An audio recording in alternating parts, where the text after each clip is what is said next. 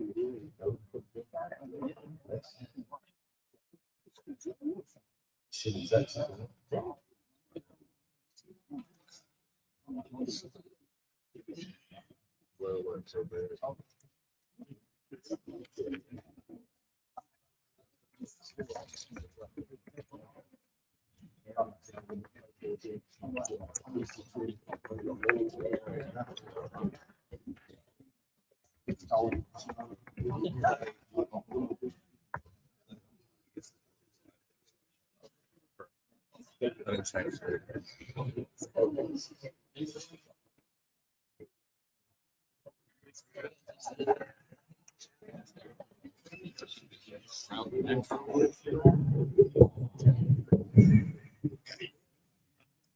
morning.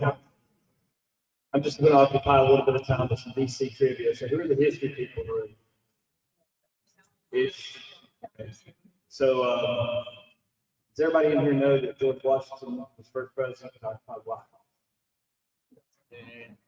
So there are some history people. So how did that work? Right? He was the first elected president, the first appointed president of the United States. But the White House wasn't yet built. So he picked the location for the White House to be built. It took how many years? Anybody know?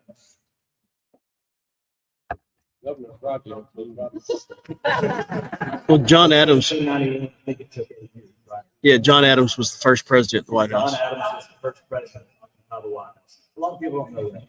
So moving on to your story, does anybody know what happened in 1812? The War of 1812. The war, the 1780s, but in 1812, the British tried to reoccupy, and they went and attacked the White House, and they burned it to the ground. Well, they burned a significant portion of it. Who occupied the White House at that time? James and Dolly Madison, right?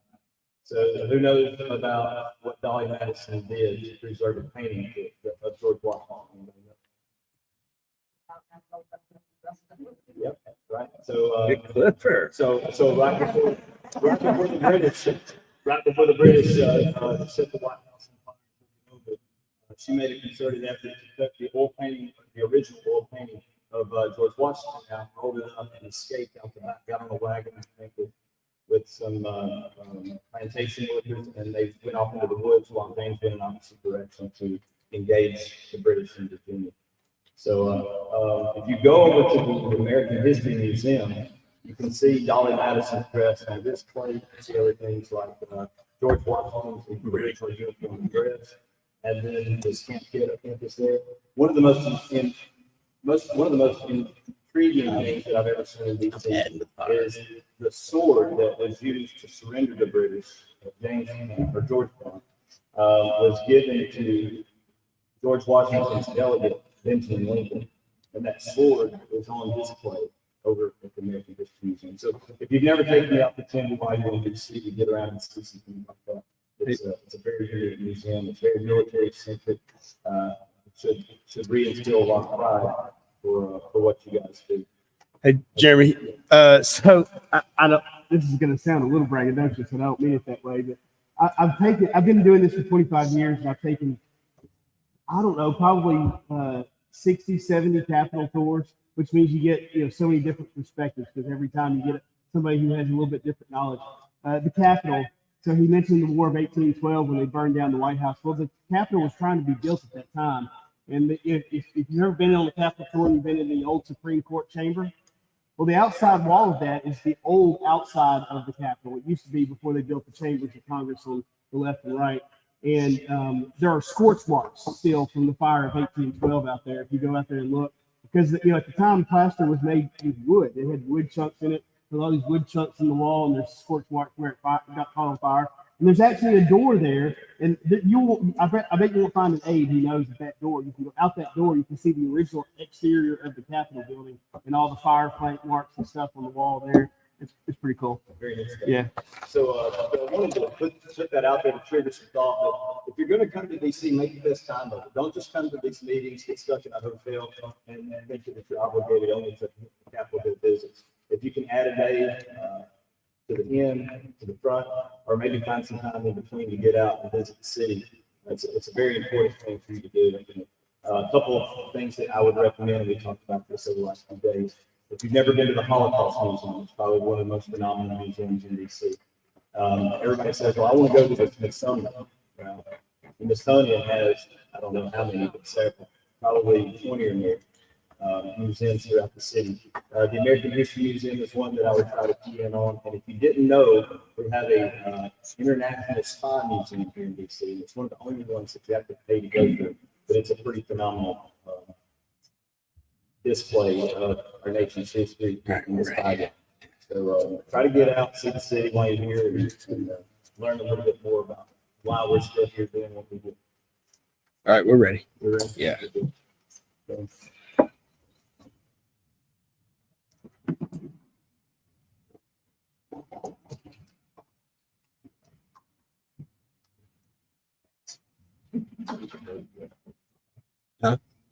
He's on. He's on now.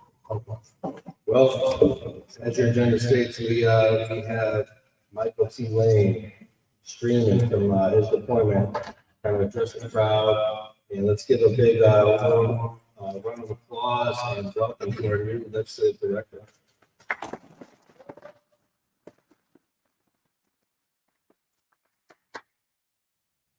You're muted, Mike. There we go. Now? Yep, we got you. Perfect. Well, thank you so much for having me. I understand that this is a little different just because I am halfway across the world right now, currently over here deployed to Kuwait. This is actually my second time out here on deployment and to this country, to this exact same office. And so it's actually kind of an interesting aspect, to be here for that. But yeah, I'm very excited to be coming onto the team as a new legislative director.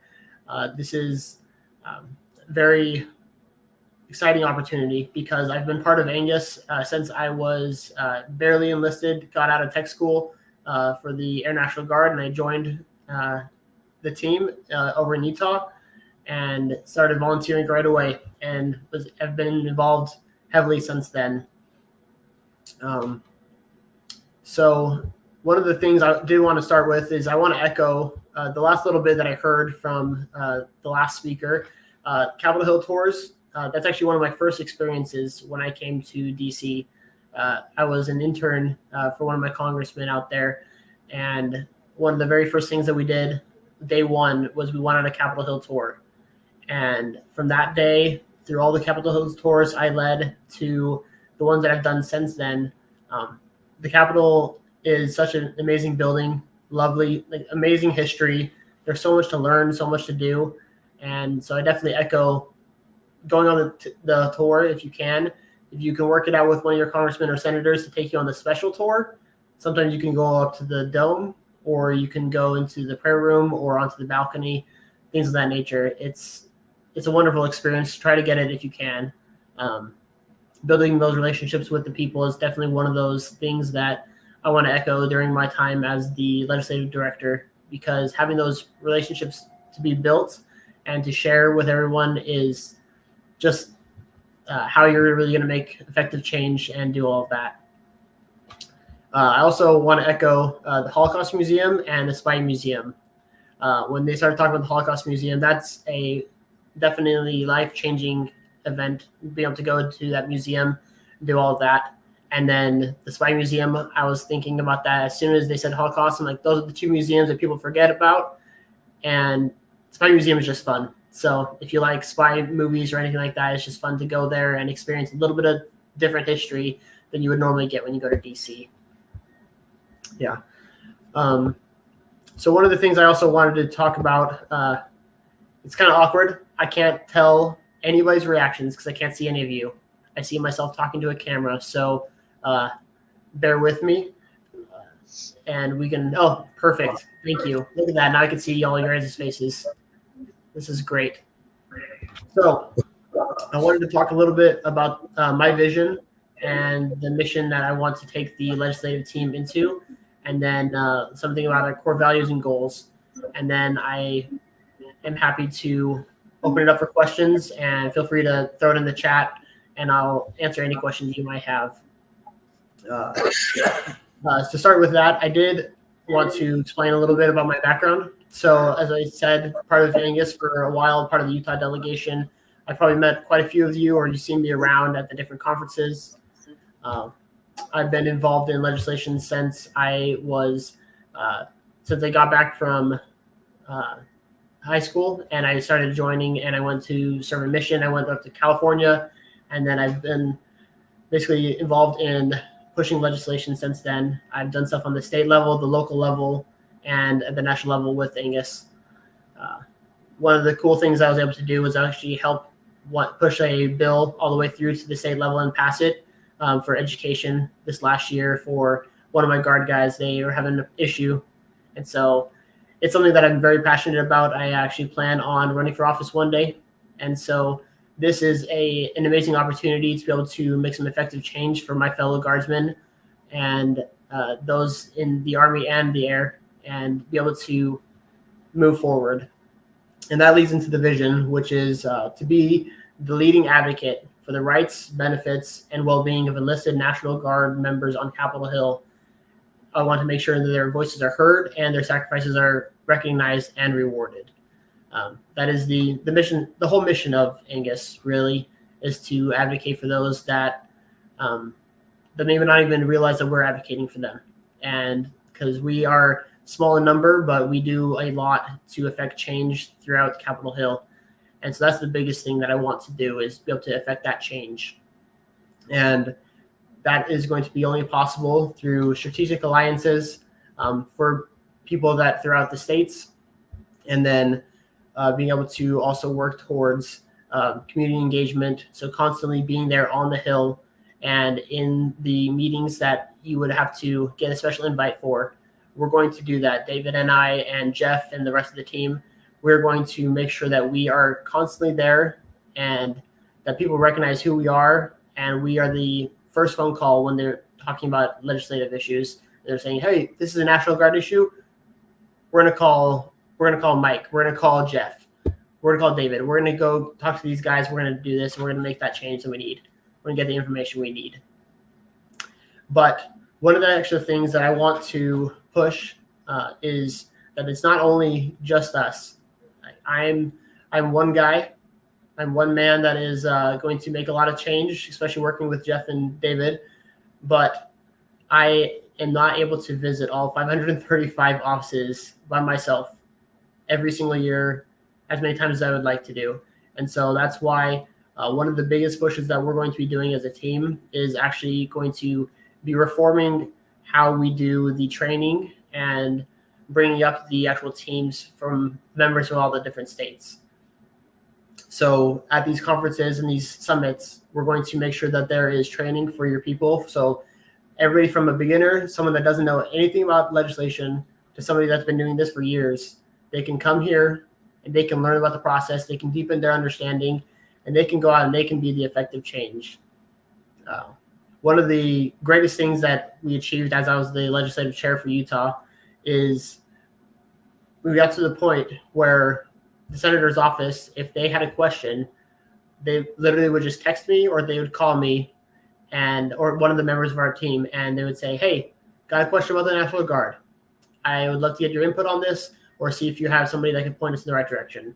And that happened probably a dozen times. And it's just great to have that working relationship and be that leading advocate for the Guard, so you can answer their questions or lead them to the tag or to an SEL or to just a random enlisted member that could answer their question, being that connection. And so that's what one of my focuses is, to be able to take this group and raise everybody up together so that we all can become the best advocates we can.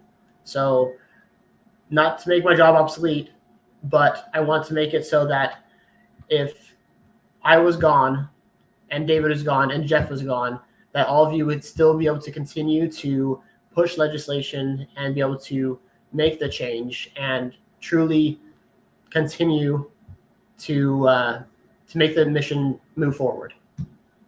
So So that's that's the mission. That's my vision, is I want to be able to do that. And so there's various different things that we're going to do to change that. And I'm super excited to work with Jeff and with David. And we have different plans that we're going to put into effect. When I get back from the deployment and I move out to DC, we're going to hit the ground running, and we are going to run. And not just the bare minimum to make the 75 or whatever you need for passing the PT test. We're going to try to shoot for the 100. We're trying to get as fast as we can. So one of the things that I finally want to echo is our core value statement. These are the core values that we want to do, and it's going to be how we run the operation, how we're going to approach people, how we are going to present ourselves to EANGUS, but also to every single person that we meet with. This is going to be our way of symbolizing how we want to be for not only the organization, but also for all National Guardmen and women. And that is the core value of SHIELD. So it stands for service, honor, integrity, excellence, loyalty, and discipline.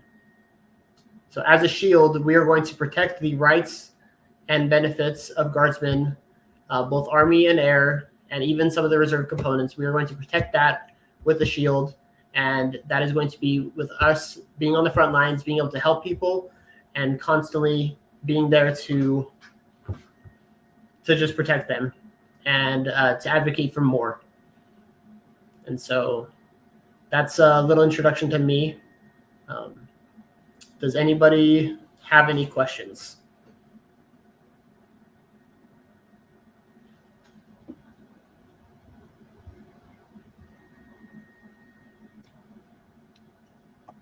Hey, but Michael, why don't you tell them you're coming back in May? So sometime in May, you're going to make the transition to DC and fully be in the office by the 1st of June. That's our plan right now, at least. You know, I'm not saying that C-130s are guaranteed to run when they're supposed to, but and in between now and then, we've already talked about some other things that we're going to do with some of the point papers and just some, cleanup work for our legislative focuses. So we're going to be able to spend some time on that, correct? Yes, and so that's part of the whole plan of hitting the ground running, is that while I'm not officially starting and I'm not going to be physically in DC until June, end of May, June, depending on when I get back and leave ends and how I can move out there. But over the next few months, I plan on working with Jeff and with David to rework the papers, rework the different plans. And so basically when I get on the ground, we can start day one. If we needed to, we could go to Capitol Hill and we could start talking to people. And so, yeah, there's going to be a lot of preparation over the next few months, depending on C-130s and all that stuff and the mission going on over here. But that is definitely one of those things, is because, I mean, I've been volunteering with the organization for years now without getting paid. And so doing it for a few more months, absolutely. I love this organization and I love the mission, and to be able to do anything to be able to better affect that change and be able to more effectively be a good legislative director. Not a good one. I want to be a great one. I want to be there to be the best. And so we're definitely going to do some things over the next few months. And if there's people that have suggestions, I know I've reached out to some people already, including my Utah team.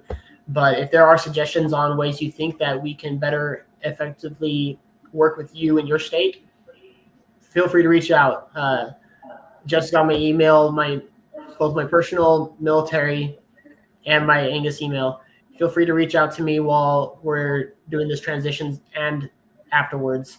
I'm more than happy to speak with you, chat with you about how you think that this organization could move to new heights, because that's all we want to do.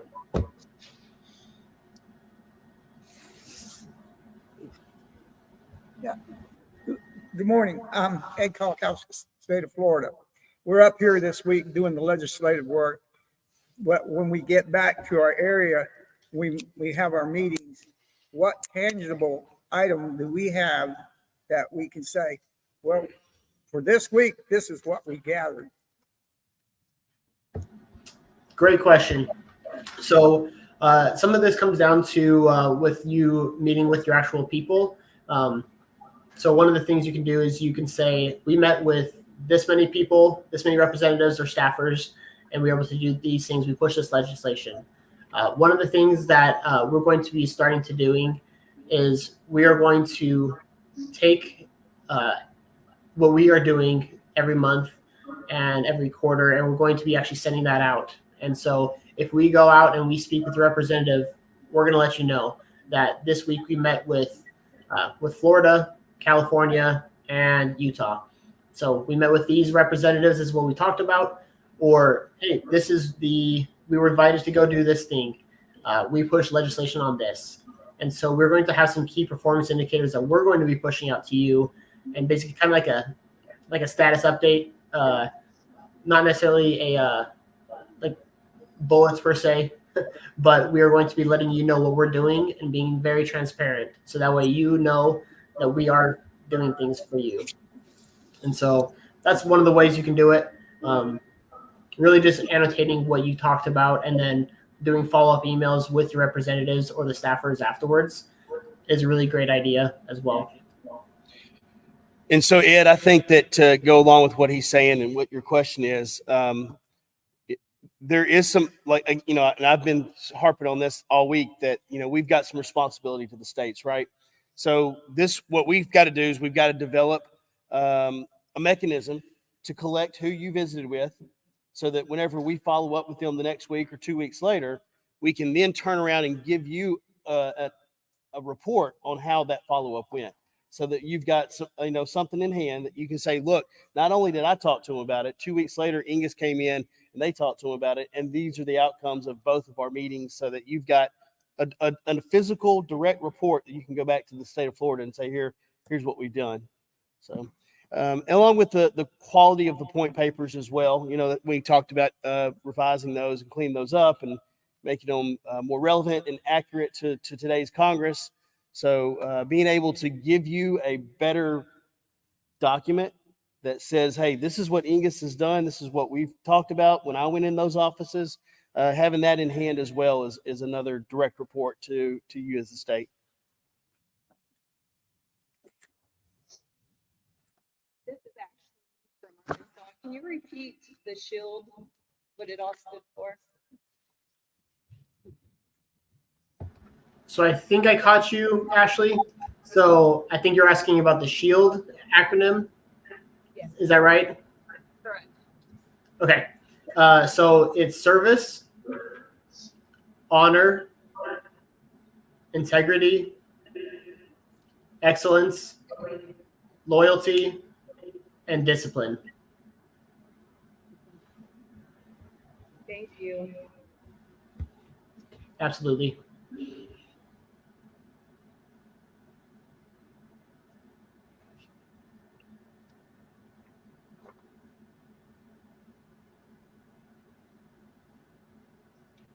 Any other questions?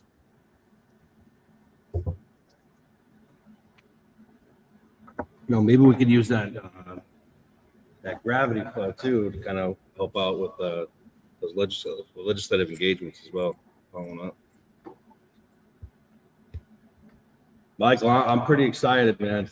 I think this is a real, like, homegrown success story we could have that we're putting out there to our members of what this association does. How we make sure, you know, we're not just talking it, we're walking the walk, right? Bringing our junior enlisted, showcasing their full capabilities and what they can do for us. So, you know, congratulations. I'm super excited. If you have anything else to say, the floor is yours still. Well, I am also very excited, Mr. President. I have been thrilled to be a part of the EANGUS mission over the last few years. Being able to go to every single conference, staying up way too late, and then waking up way too early to go to legislative meetings. It's been an interesting thing where you can go in and show up to a meeting and everybody's wearing suits or business casual, and you're like, even as an E2 and airman, I was showing up and I was side by side with some chiefs or whoever it may be, or even some officers that decided to show up with us as well, and be able to have that opportunity to work with people regardless of rank, regardless of background, and be able to all join everybody together and really just move forward to doing something good. And that's like my biggest thing, even outside of the Guard and outside of politics, is just uniting people to move forward together. We might not agree on everything, and that's okay. We don't have to agree on everything, because you might agree with me on something, and then I might agree with you on this thing, and together we can work towards those things, and we can disagree on everything else and still have a cordial relationship. Same thing goes with representatives. There are some representatives that do not really like the military, and that's okay, because they might have certain things that they can still push for us, and we can still find some common ground. We can unite that common ground and work towards that, and then we can part ways after that. Cordial, don't have to do that. And so it's that uniting factor, and just being able to work with everybody. And I'm really excited to meet every single one of you, and I hope that you guys continue to be a big part of this organization, and to recognize that this mission is so amazing, and we're doing really good work out here, and that work is just going to get even better, and we're going to have some real results, and we're going to make some effective change. And that's not going to happen just from those of us that are in DC. It's going to happen because all of you are there supporting us and pushing us forward. So yeah. Thank you so much for having me virtually from Kuwait. It's been a great time. Listen, I love the mindset too, right? Because you brought up a key point. Sometimes there's people out there, representatives out there that maybe aren't fans of National Guard, right? Not fans of the military. But typically, I see people avoid that. Right? I think education and awareness is a huge piece of it. There was a great quote I heard years ago: like, understanding is only accomplished through confrontation. And confrontation doesn't have to have a negative connotation. Right? But you have to approach the problem. You can't just, pull the Oscar method, put your head in the sand. We got to find out why. What are the reasons? Is there something we can do? If something happened, we can not help us and work to a collective resolve. So I appreciate it. Anybody else questions?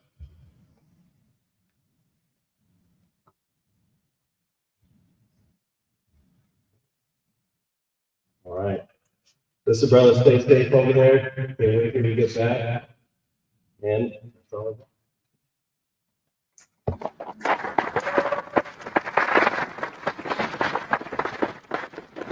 Y'all have a wonderful conference. All right. So minor adjustment agenda. If you want to look at it, we might move a little breakup sooner rather than later. But right after Penn State goes, we're going to have 10 o'clock at 10:15. We're going to have Adam Chen give us a little overview of CBO and some other best practices. We can move him up to now. Unless Adam's ready right now. Are you ready now?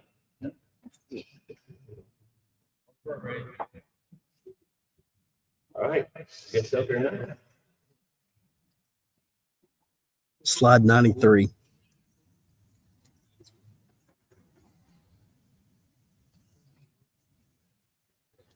So I noticed, I said this to everybody at the end of the day. I said, welcome to the legislative team. He was showing me some things like that. He's like, hey, listen, you know, check this out. We can do this, or we should hyperlink, these point papers to track these legislative accomplishments or legislative process. I'm like, that's fantastic. Why don't you show us real quick, real time? He comes up to me, he's like, should I do some slides? 1 o'clock, 1:30 in the morning, here we are. He said, what do you think? We're down at the hotel lobby. And I just you know, it makes me so happy, so proud to just once again showcase and highlight the innovation and effectiveness of our future leaders. So, you know, thank you for doing this at a short notice, Jeff. I'm sorry for making your job harder, but it's great for you know, some exposure, and Adam's been fully entrenched in this whole legislative process since he's been involved in it. The staff notes in here, kind of go through a little bit about CBO. I think that's a great thing to kind of go through, because when you go to the Hill, a lot of big questions that was asked, what's the CBO for? And if you're new, like me last time, I was like, CBO. But that's a big thing that I think we need to know. We need to know right now, especially when you have bills, resolutions. We have to show that we're going to present actual legislative assistance. Hey, we actually have that. We know what we're saying. On to the next slide. I think a good way to start off is actually what is the federal budget breakdown. We have your mandatory, discretionary, and the net interest. Technically, right now, when you consider mandatory and net interest, they're mandatory expenses that Congress has to finance every single year. There's no doubt about it. Where we come into play is your discretionary, your DOD. That's a big component.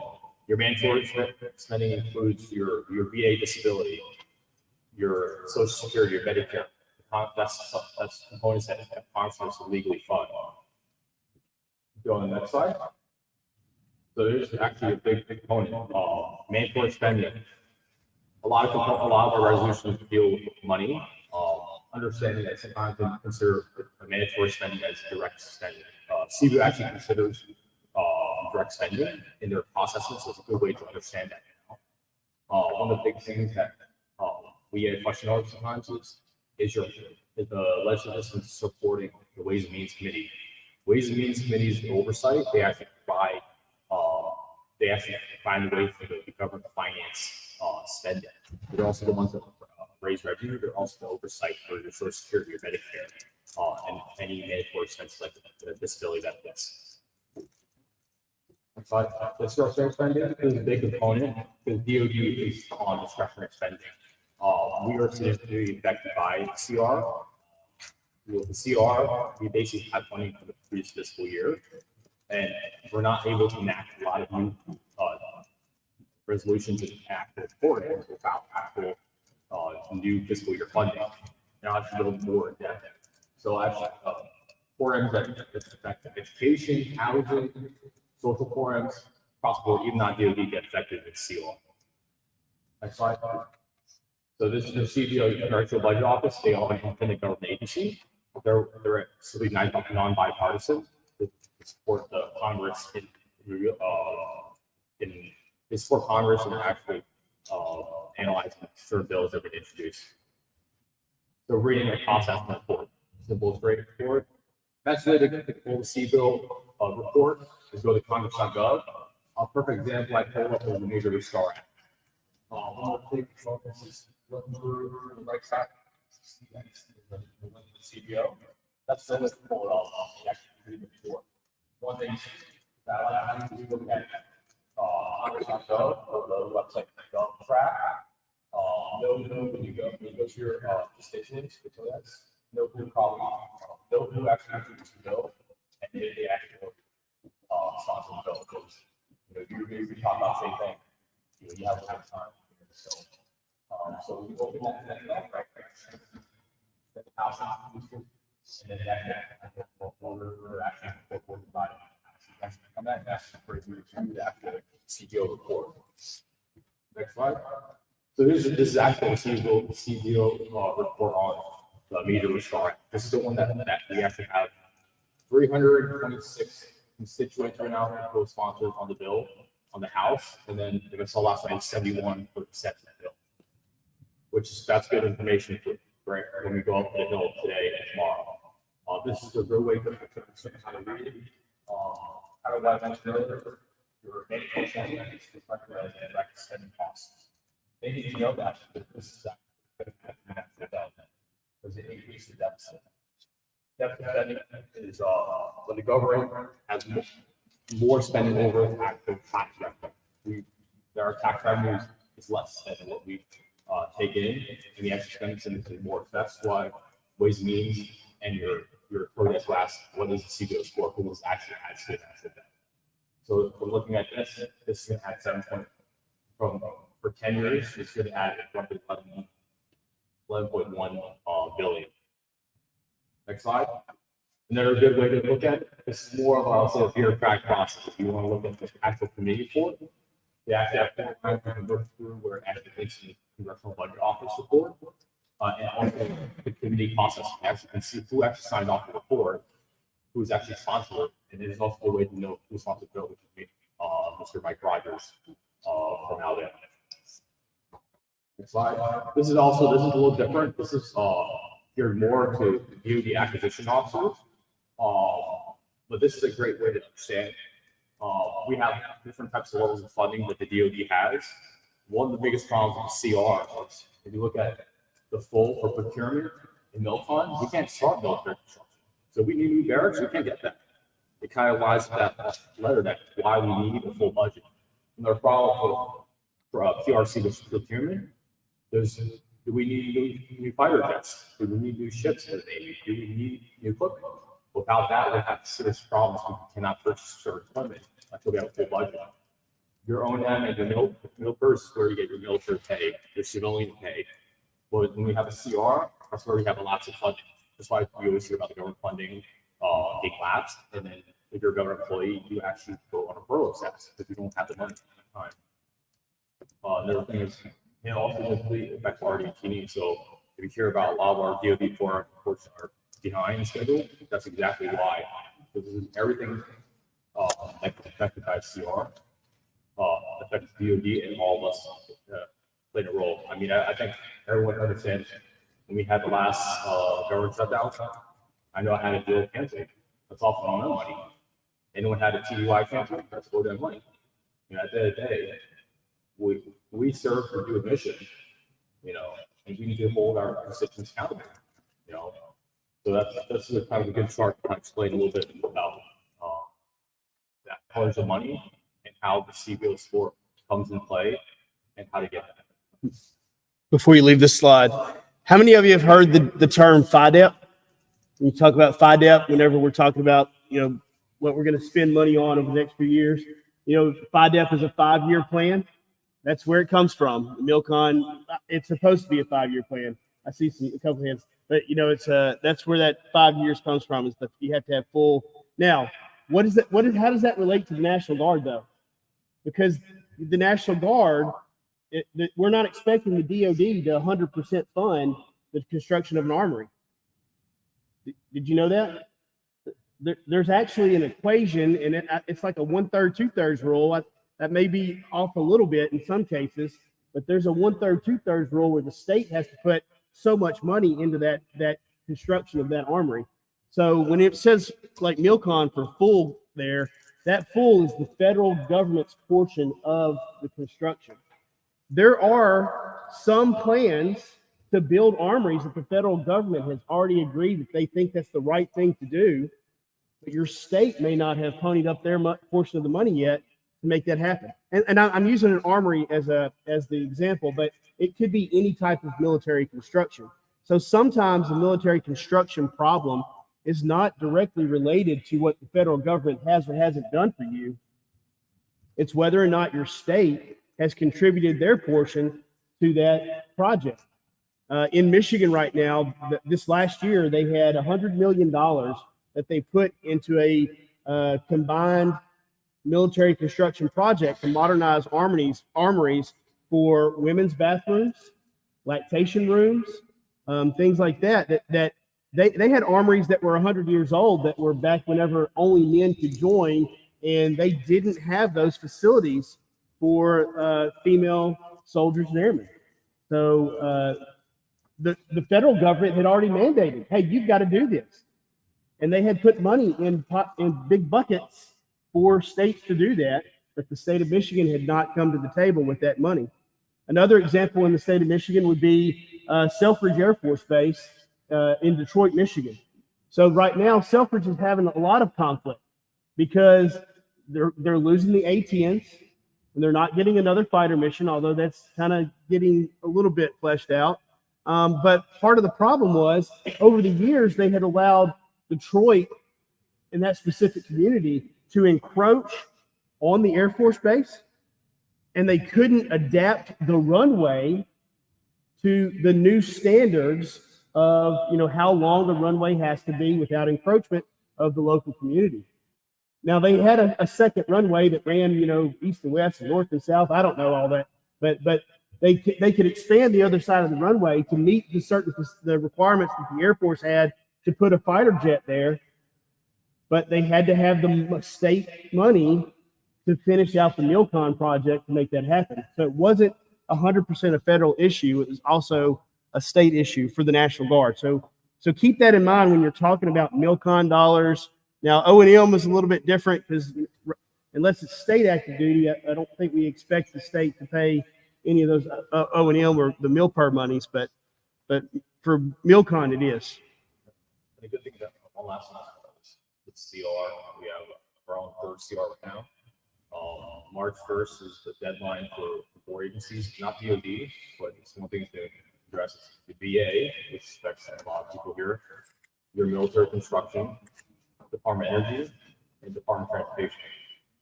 Problem is, we're going to have conversations to pass a budget in the next 2 days, or doing our CR. This will affect any additional military construction projects. I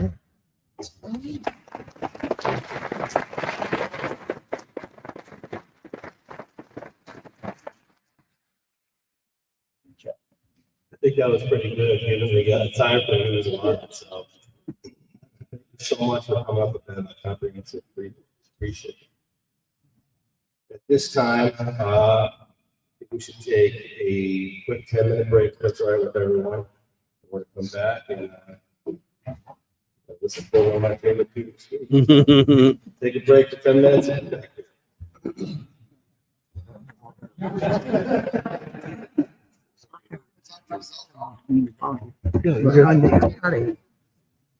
The guy that actually lives here, he's a commanding officer. But he's the head of this organization. I don't imagine, and it's aerospace, but I know that is. He's got one of the bigger legal staffs.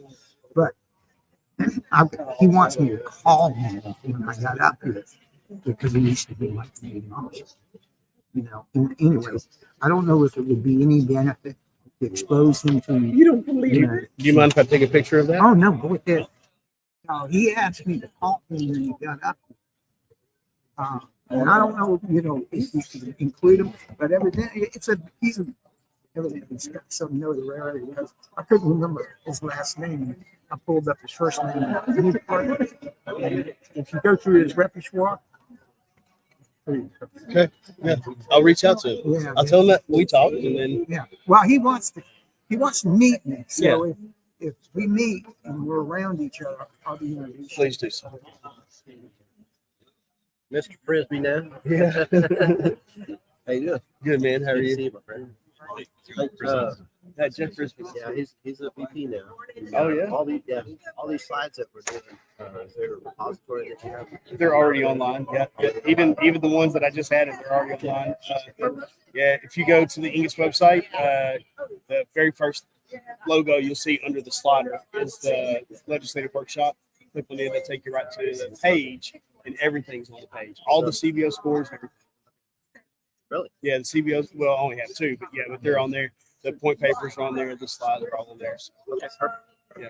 Well, we appreciate it. excellent. Thanks. Who's running y'all's website now? Is it you or is it still Mr. Harris? And it's me more than Harris. But yeah, the Harris is doing it. Yeah. All right. We need to fix up Arkansas. Yeah. Circle back. Are y'all are still on the server, right? We are. We Yeah. are. Okay. So I'll give you a call long after this. Or John will fix it up. I mean, he'll take care of stuff too. So, Oh, okay. but yeah, you give me a call. I mean, just tell me what it is you need. I don't have access to Arkansas's page. John does. So, like when it comes to fixing the state pages, he's going to be more of a key player. Although he would give me permission to it, and I could go in and help you If anything you need, anything wise you need, just let me know. We'll get it right. All right. So, I don't know if we knew each other before. No, I don't think so.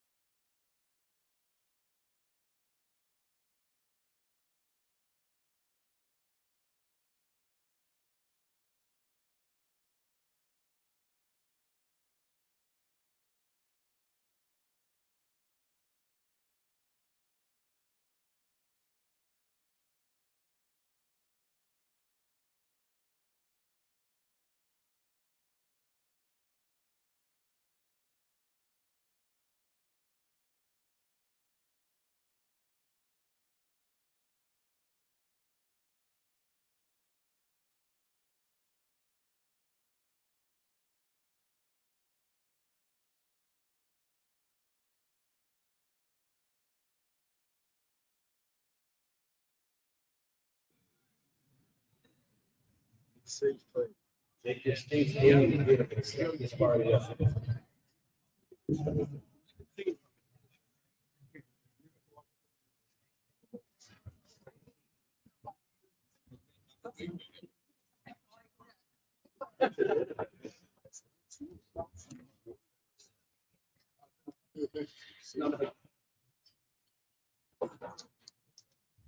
Everyone, special welcome, first of all, to the lovely Karen Rance. Thank you for always being here. Really, I can't thank you enough for always, being a huge supporter of her. Obviously, it's a true leader that cares about soldiers, not just soldiers, but soldiers and parents. And lives by that, breathes it all the time. Every time I travel, I see him out there. And then him and Karen are always smiling. I'm like, you guys come and see. We're gonna do a podcast. I'm gonna get some secrets out there for our missing couples and married couples. Like, what's the secret sauce? How do we figure this out? Make it work. So, without further ado, I'm going to introduce you to the Command Sergeant Major of the Army National Guard. Command Sergeant Major.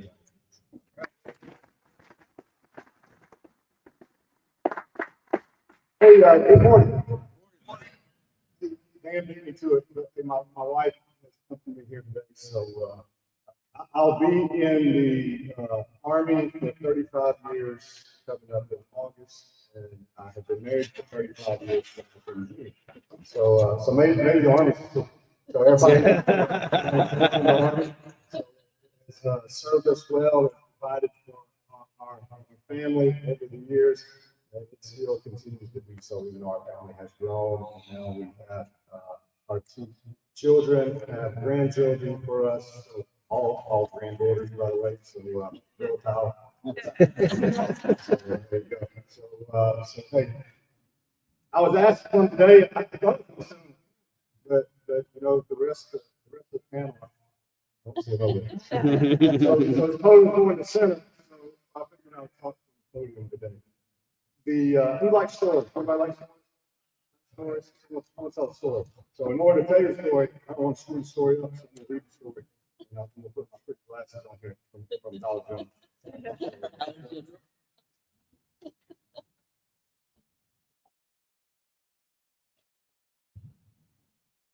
All right. Anybody ever heard of Timothy Ahern? All right. So this will be a good story, everybody. Timothy Ahern was born on December 15, 1898. He was the third of 6 children born to Patrick and Bridget Ahern. He immigrated from Ireland in 1886 and 1887, respectively. At the age of 18, following graduation from St. Francis Catholic School, he enlisted in the 26th Regiment as an infantryman with the intent of fighting against Francisco Pancho Villa on the southwest border. After his service in the Mexican expedition in November 1916, his unit mustered out of service, but was remobilized in February of the next year after the United States declared war on Germany and redesignated as the Connecticut National Guard's 102nd Infantry Regiment. You figured that's why I'm telling the story, right? You gotta have a guard next. So there's your guard box. The 102nd rose to quick fame when on April 10, 1918, it engaged in the United States' first major infantry battle of World War I in France. Despite heavy bombardments and the eventual capture of the town by German forces, soldiers of the 102nd never gave up and initiated a counterattack and regained the lost American trenches. This was the Americans' first encounter with the horrors of trench and chemical warfare. Climbing out in the protection of the trenches and into the maelstrom of enemy fire in an area that became known as no man's land that many soldiers feared. However, according to a local newspaper, Corporal Ahern's coolness and courage under fire left others surprised and motivated to follow his lead. The article continued. Ahern was always in the first when the boys went over the top. He seemed to bear a charmed life. And although the boys dropped on all sides of the gallant corporal, he still passed and pressed on. His ability to lead those around him would become instrumental in the days following in a parade in France. On October 27, 1918, an enemy attack killed or incapacitated every officer and sergeant of his company. With only 17 able-bodied men still standing, Ahern did what no corporal probably ever expected to do while in combat. He took command. Under his care, the shattered remnants of his unit successfully held the line for the remainder of the battle.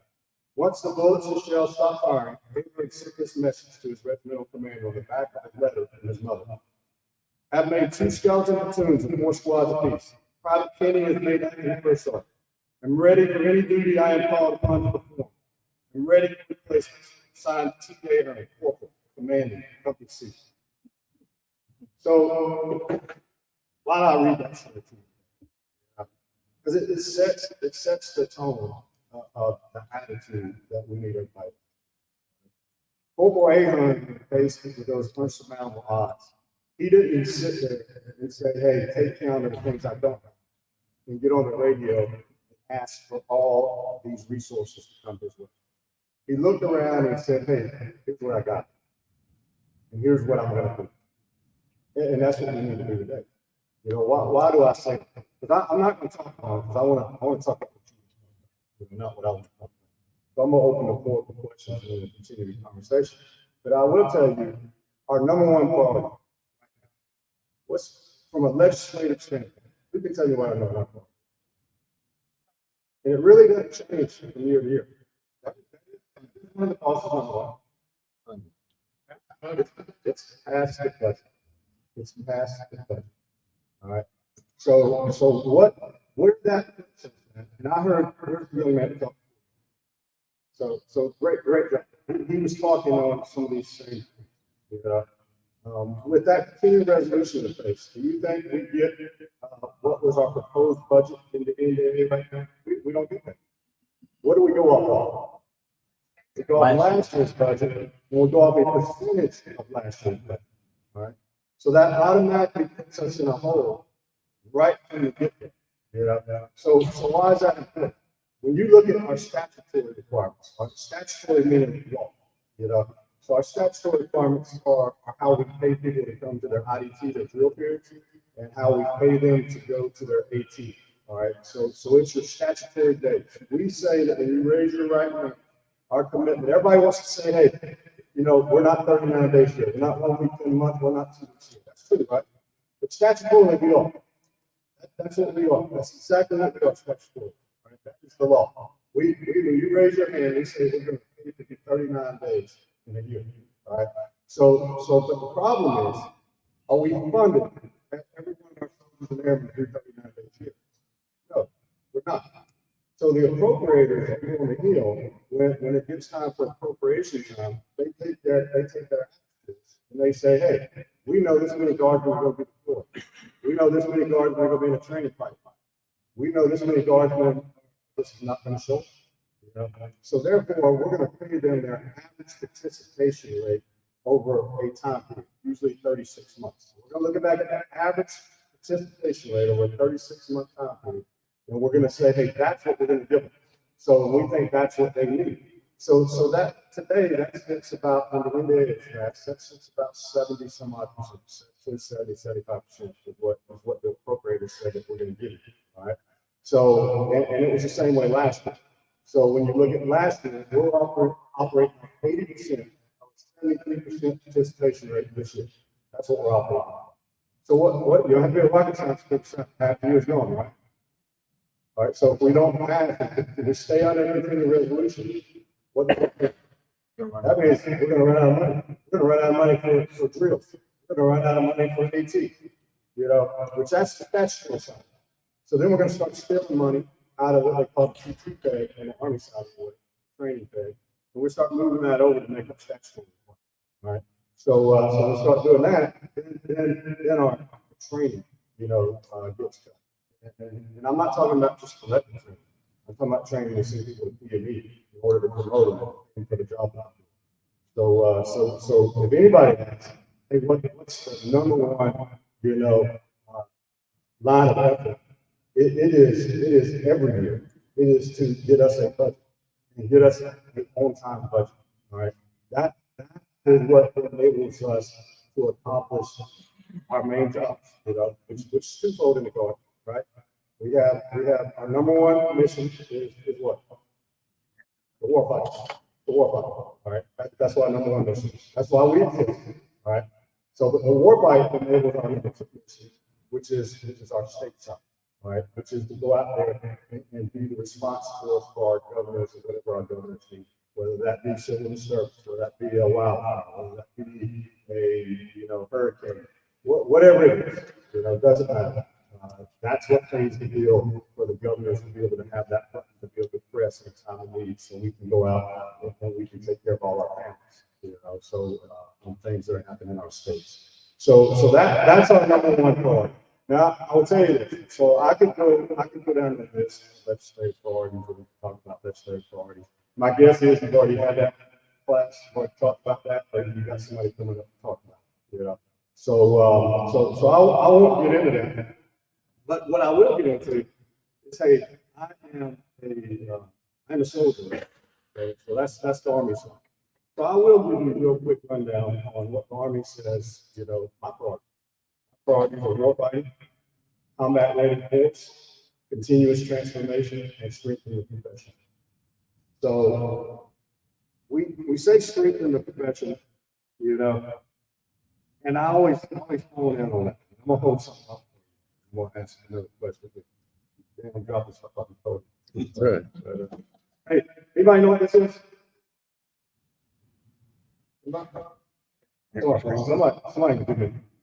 Somebody give me a quick answer. It's a blue book, right? It's a blue book. It's a blue book. So it wasn't a trick question. So what is a blue book? What is a blue book in the Army? Might know. Hey, I'm gonna tell you this. When we talk about strengthening the profession, we gotta know our history. All right. So I'm gonna give you another little story. I'm not gonna read this. I'm gonna tell you this from go ahead. So I'm not screwed up. All right. So the Revolutionary War, we had mobilized forces, right, where we all face our history. In fact, December 13, 1636, the first muster. These same formations were fighting the Revolutionary War. All right. So we were not a country. George Washington assembled his army, in Valley Forge, Pennsylvania, for winter encampment. Why did he do that? He did that for a couple of reasons. The main reason he did that is because we were getting routed off the country. All right. We were getting just routed off the country. We were not good at any warfighting. Right? We could not supply our forces with gear. A lot of the soldiers were barefoot. All right, and it's wintertime in Pennsylvania. So, who wants to run around in Pennsylvania barefoot? Much less fight a war while barefoot. Nobody. So he brought in, we didn't have anybody in the U.S. military that could do this.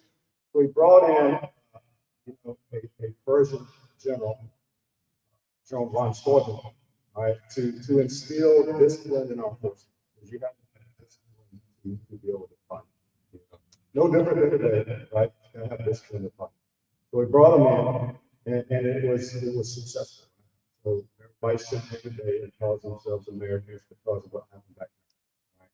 So this book was where he codified that, the blue book. Right? So we learn about it and we come in to basic training and learn about it. I was given this one as a gift in Pennsylvania. They take the War College, nominal leader course, they take them out to Valley Forge for staffing, and they learn about where the NCO Force started. That's where the NCO Force started, right, for our Army, which really means that's where it started for our Air Force too, So and for all of our other services, that's where it started. So the Blue Book. So if you listen to General George talk, George Chief Staff, that's his 4 priorities. That's what he tells me in my 4 priorities. Strengthen the profession. He'll talk about the ordering, and he has tasked trade-off, with one of our, 4-star commands, one of our 4-star commands in the Army. He's tasked them with coming up with a new blue book. Why is he tasking them with a new blue book? Because he sees parallels to where we are now and where we were back in the original blue book. He sees that, hey, we have a lapse and delivery district across the Army. So it's one of his focus to get back to the basics, be a master of the basics. Brilliant at the basics. You hear the SMA talk about that. which starts with good order and discipline. So hey, I'm gonna stop there, and I'm gonna open the floor for questions. So we can just ask them. And I'll talk about whatever you want to talk about. It doesn't matter. So we can talk about, we're gonna have a little transition, get used to change, that includes my favorite topics, all about football. So we got some change going on. It's gonna be good. Y'all don't think so, y'all move another way. Talk about that. You don't have anything to talk about, we always look at that and bring things. All right. So hey, floor is yours. What do you want to talk about?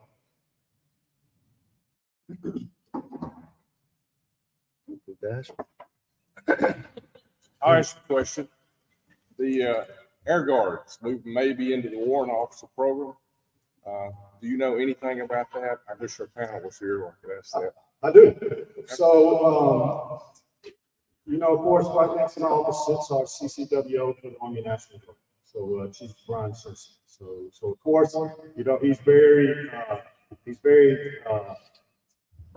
hypersensitive to that topic.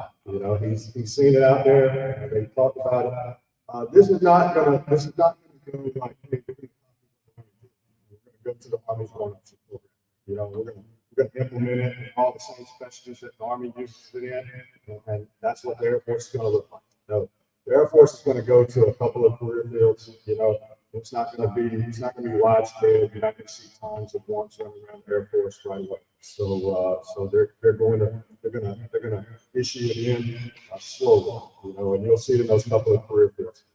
I don't know the exact career fields. My guess is going to be some stuff like psych, things that were highly technical, low density population, that have a hard time retaining people, and I think that's what you'll see, which is kind of similar to the Army. It's just the Army has identified a whole lot more career fields that say that same thing.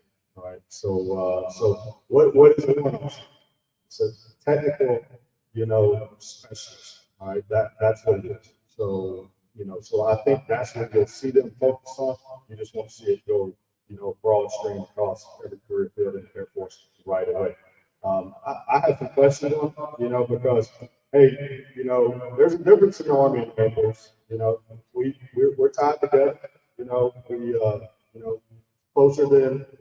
As close as any branch, the Army and the Air Force. We share history.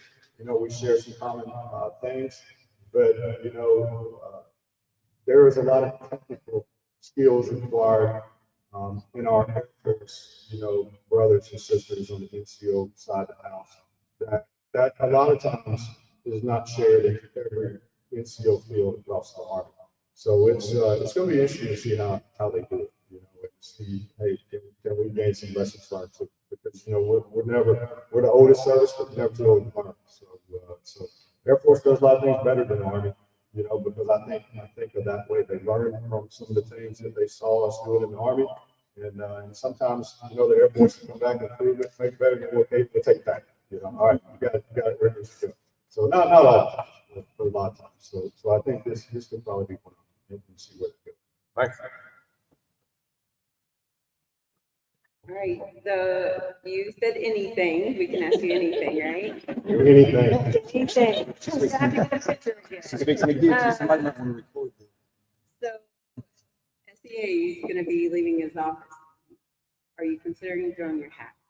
Well, I don't have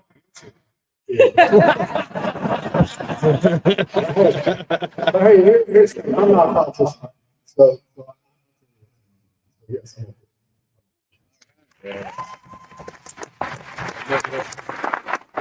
Let's see where it goes from there. Me and one of my predecessors, something like that. That's one of the things we both agree on. Is that, hey, you put your name in the hat for different things, but you never know what's going to happen. Even one person's doing the selection, and you don't even know who that one person's going to be. Because where are we at on Chief?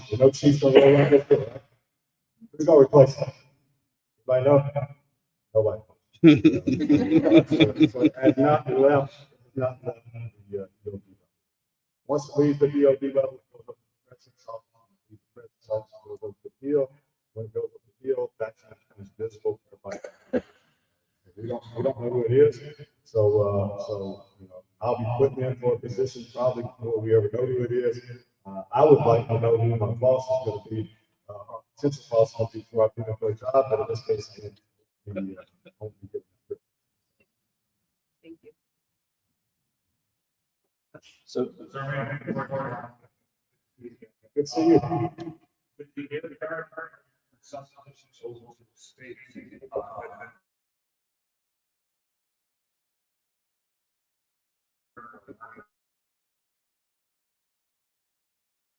Hey, there's some conversation on those MOSs.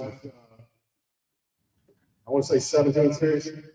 So on those 17 series MOSs, and what's going to make up that 17 series career field?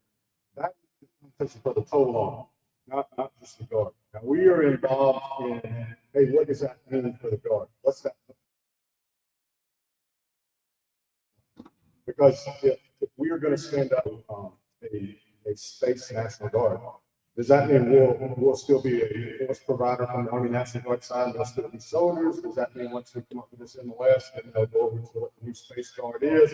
You know, if we end up with Space Guard, you know, does it mean anything? I don't think it means anything. I think soldiers still be soldiers, airmen still be airmen, and then, you know, we'll have a new icon that's up there, you know, called the Space Guard, and they'll kind of, you know, be in tune with, you know, the Space Command, you know, and then at the joint side of the house. So, our Space Force, and then Space Command inside the house. So we're looking at it, and I'll tell you this: how many people are in the Space Force?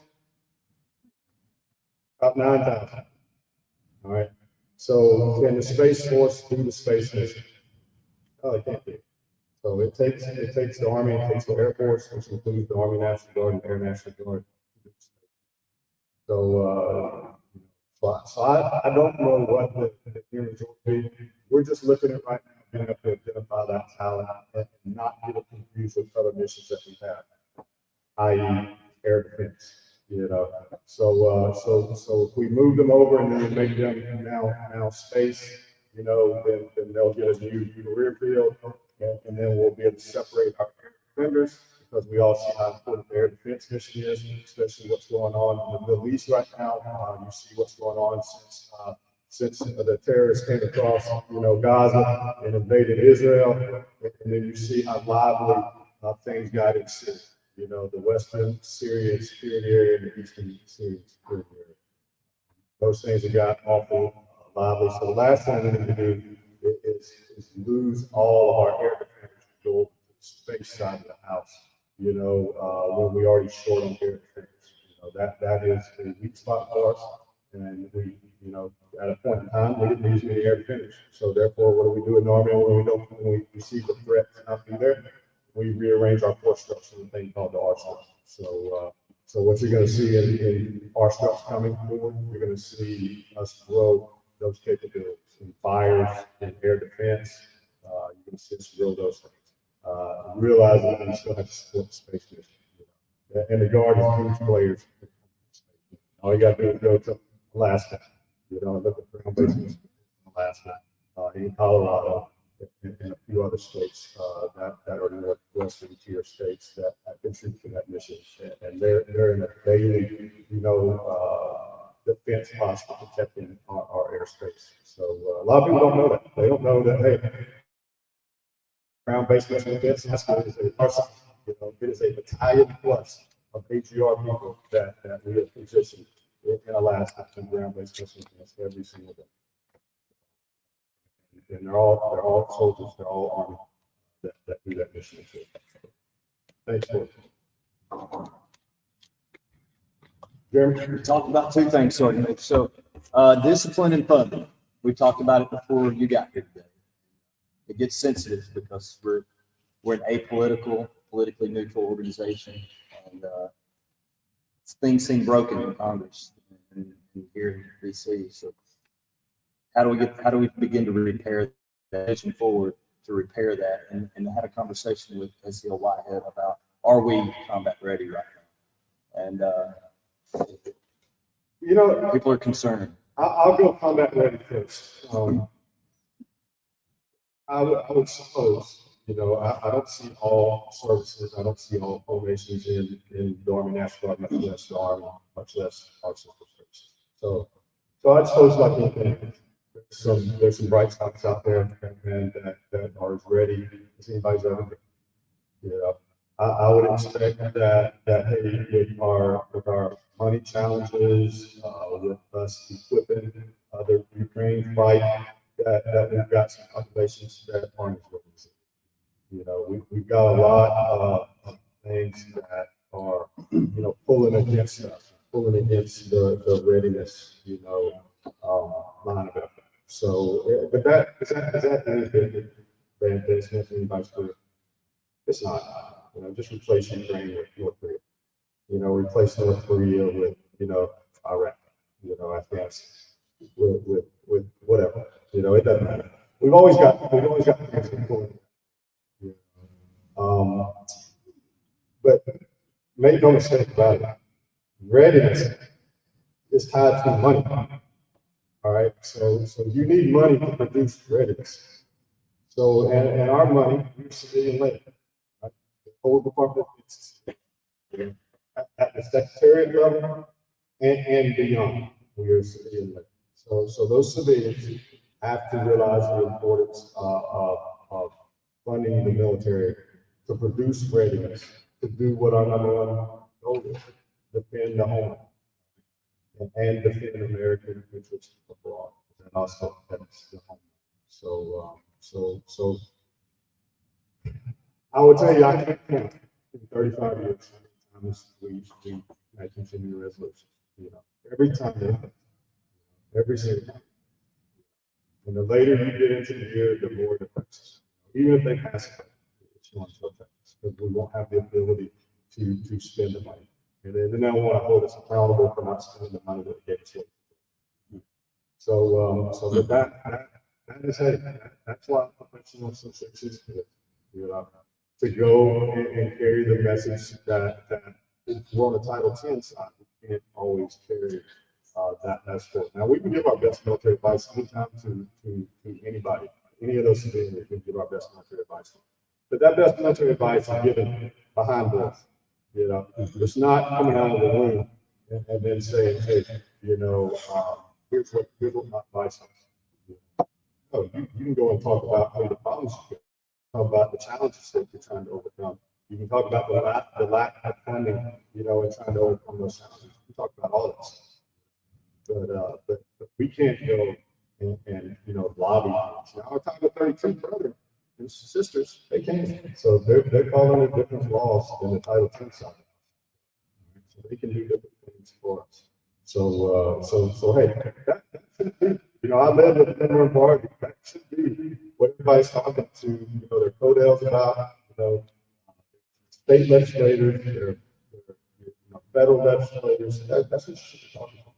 You know, it's the money side of the house. And I'll tell you, on the money side of the house, I'm going to speak with my Army hat on for a second. Right? So when we were going to raise the debt ceiling a while back, when I say we, those civilian leaders, all right, they were having a discussion on the bill to raise the debt ceiling. There were some deals made. You might remember the deals that were made. We'll cap DOD at 1% of last year's budget. All right, we won't go over that deal. So that was the deal. So when the NDA come out with that in mind. That's what we saw. So there's some things in it. So we got 5 point. You might know what the pay raise was. 5.2. Right. So 5.2. We got a 1% pickup. Right. And we got to find room for a 5.2% pay raise across the board for every DOD service. So that already creates a problem. So where do you get that money from? If you didn't get a bump up of 1%, where do you get it from? You got to go to programs that people think are already funded, right? And you got to say, hey, they got to take some across this. Now the leaders decide. They decide, hey, you know, they decide, hey, which ones are we going to take a little bit out of? Which ones are going to shut down altogether? You know, in order to find this money. And then inflation. Somebody was talking about, you know, Milcom projects. Milcom projects are running, you know, a historical offset from previous years. I mean, it's just crazy, you know, where they're running. So we got to find money to finish some of our projects we already started. There's no big Milcom projects not done in one year. They go across calendars. So we got to find that money. So you start looking at all of those things. Here was the mindset. The mindset was DOD is going to be level funded. Right? Anybody know what town drug?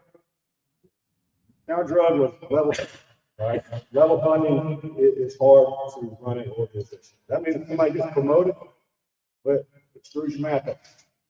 Now you're paying allowances just enough. Somebody got promoted. Right?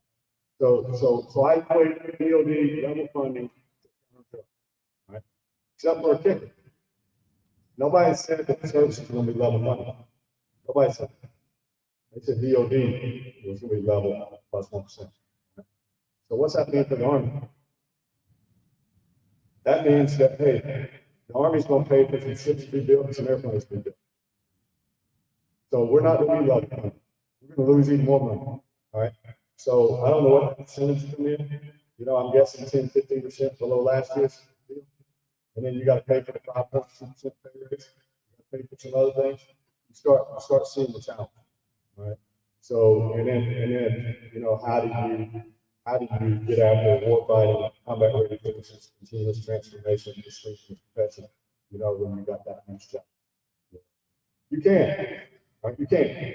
So I don't want to paint a picture that says you can't, because you know a lot of my time is spent in time periods where we didn't have a lot of money. So what do we focus on? Foundational building blocks, discipline, battlefield, reps and sets. Things that didn't cost you a lot. You didn't have to put everybody, you know, and provide all this transportation costs to ship them somewhere and go do this. You know, you don't have to go around. Now, is that the preferred way? Yes, that's the preferred way. The preferred way is to put them on path for a combat transition rotation and go measure yourself against a live peer threat, you know, on a real battlefield that's got enough size to standoff, and you see the difficulty in leading large scale forces, right, for those large scale combat operations. That's the preferred way. So nothing saying we got to have a preferred way. So that's what we do as NCOs. You know, we continue to train. You know, we have the Corporal 800 mindset. Let's take account of what we got, and let's go do our job, and let's get our people ready to go. The best they can, give them the best survival chance that they can have, so they can come back to wherever we see, you know, whatever their mission is. So it's going to be a challenge, you know, but we just got to use some of the lessons that we grew up with, that you grew up with. We just got to get after the best we can. It's like the modernization, you know, continuous transformation. We thought that we were going to have time to set units back, and they were going to modernize, you know, back at home, you know. Well, continuous transformation, we changed it. We're going to modernize our contract. 34th Infantry Division going forward, you know, they're getting ready to deploy. Probably next, I think 4 months, they're ready to deploy to the OSS mission. So we're going to modernize them while they're deployed. Right? So that's what you're going to see. We don't have the people, we don't have the formations in order to be able to pull people back off the line and say, hey, we're going to modernize you back here in the comfort of this space. So we're going to modernize it. But we're going to continue that. When's the military finish modernizing? Never. We're too big. You know, if we want these little armies, one of these little air forces somewhere, we can modernize them. All right. So, but we're too big. You know, the industrial base cannot support modernization of our services all at one time. It's the same thing. So interoperability is what we look for. Whatever it is that somebody's got, it's got to be interoperable with the other stuff that other people have in common, so we can mission command and we can talk ourselves. You know, no matter what our service is, we count on ourselves. You know, every unit in the Army is counting on their superiority. Right? So we know there's some challenges with their superiority. You start looking at our new chairman, you know, comments, you'll see that hey, they're not going to be dominating the airspace to the extent that in the past. So we're going to have to pick our points of where we want to dominate. You know, we're not going to be able to just dominate the whole thing. So we gotta learn these things, and we gotta learn some old lessons with some new stuff. You know, it's a new year, new kid. That's gonna make us better, gonna make us more. But it will be a challenge. Good question to make it easy. It's only been passed 3 times in 47. 3 times. It's easier to count the times. That's right. That's right. Hey, I don't think we can beat that.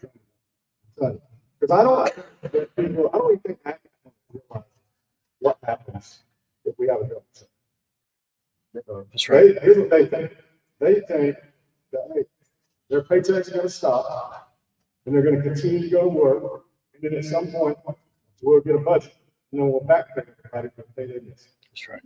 Is that how it happens in the government? For a very small population, yes. EGR folks. But for everybody else, no. That is not how it happens. There's no catch up.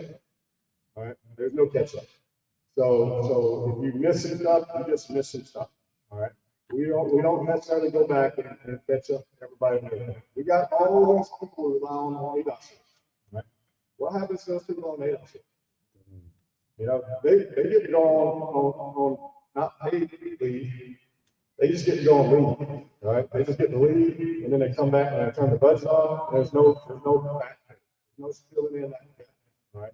And we count on this people. We count on it because we don't have enough full-time money, you know, to have enough full-time employees. So we offset it with that ADOS, you know, huge budget that is out there.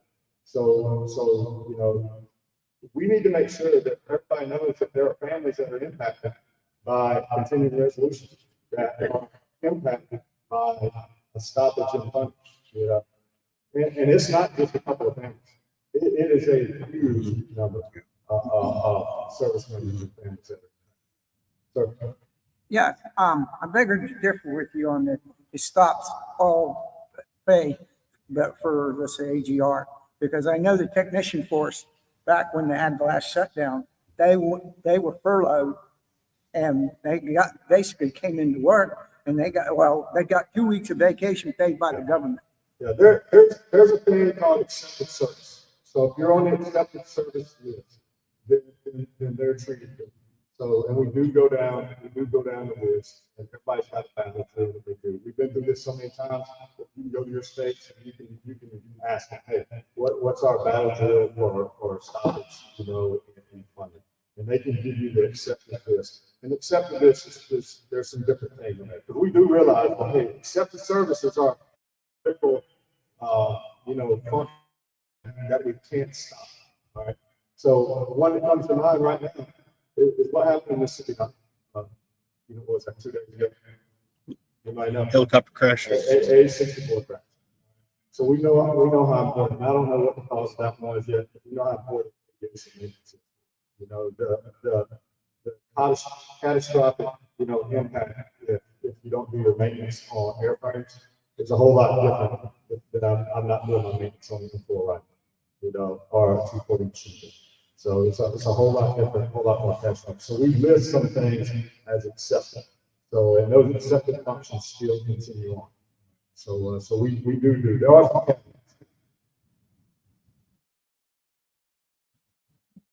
But those 10 positions are gone, 10 techs and all that. Would you mind touching on the accidents with Apaches? Can you talk about that even?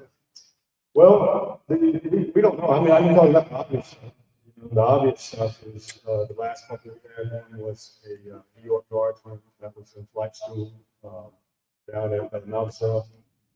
There was the one in Mississippi that I just referred to, and then we have one in Utah. I think all those come in a time period of about 10 days. You know, so we've had a lot of mishaps. We don't know what caused any of them right now.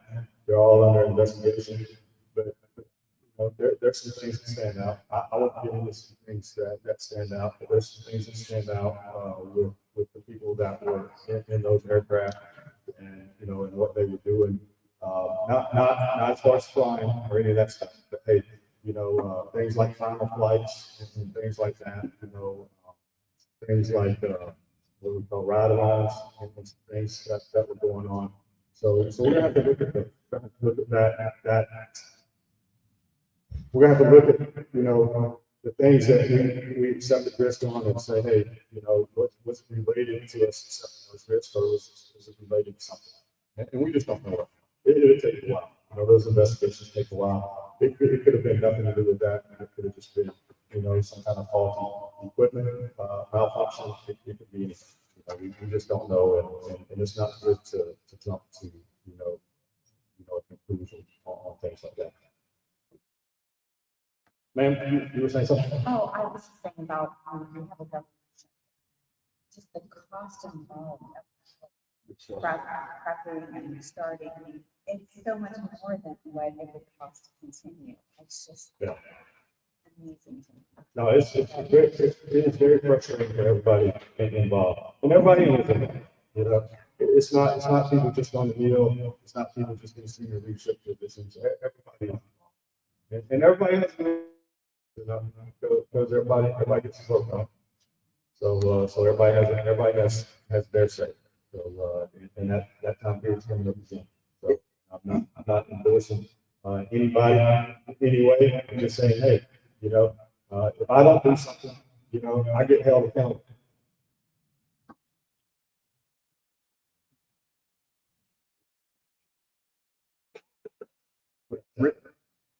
Reports throughout the nation on propensity to serve being in a steady decline. I know you guys probably talk about it at your level.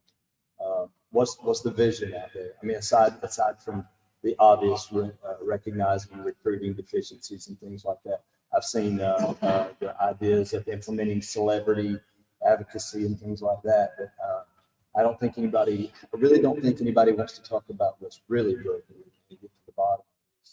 Anecdotal applications. Well, I have a couple of thoughts on that, which you know I do.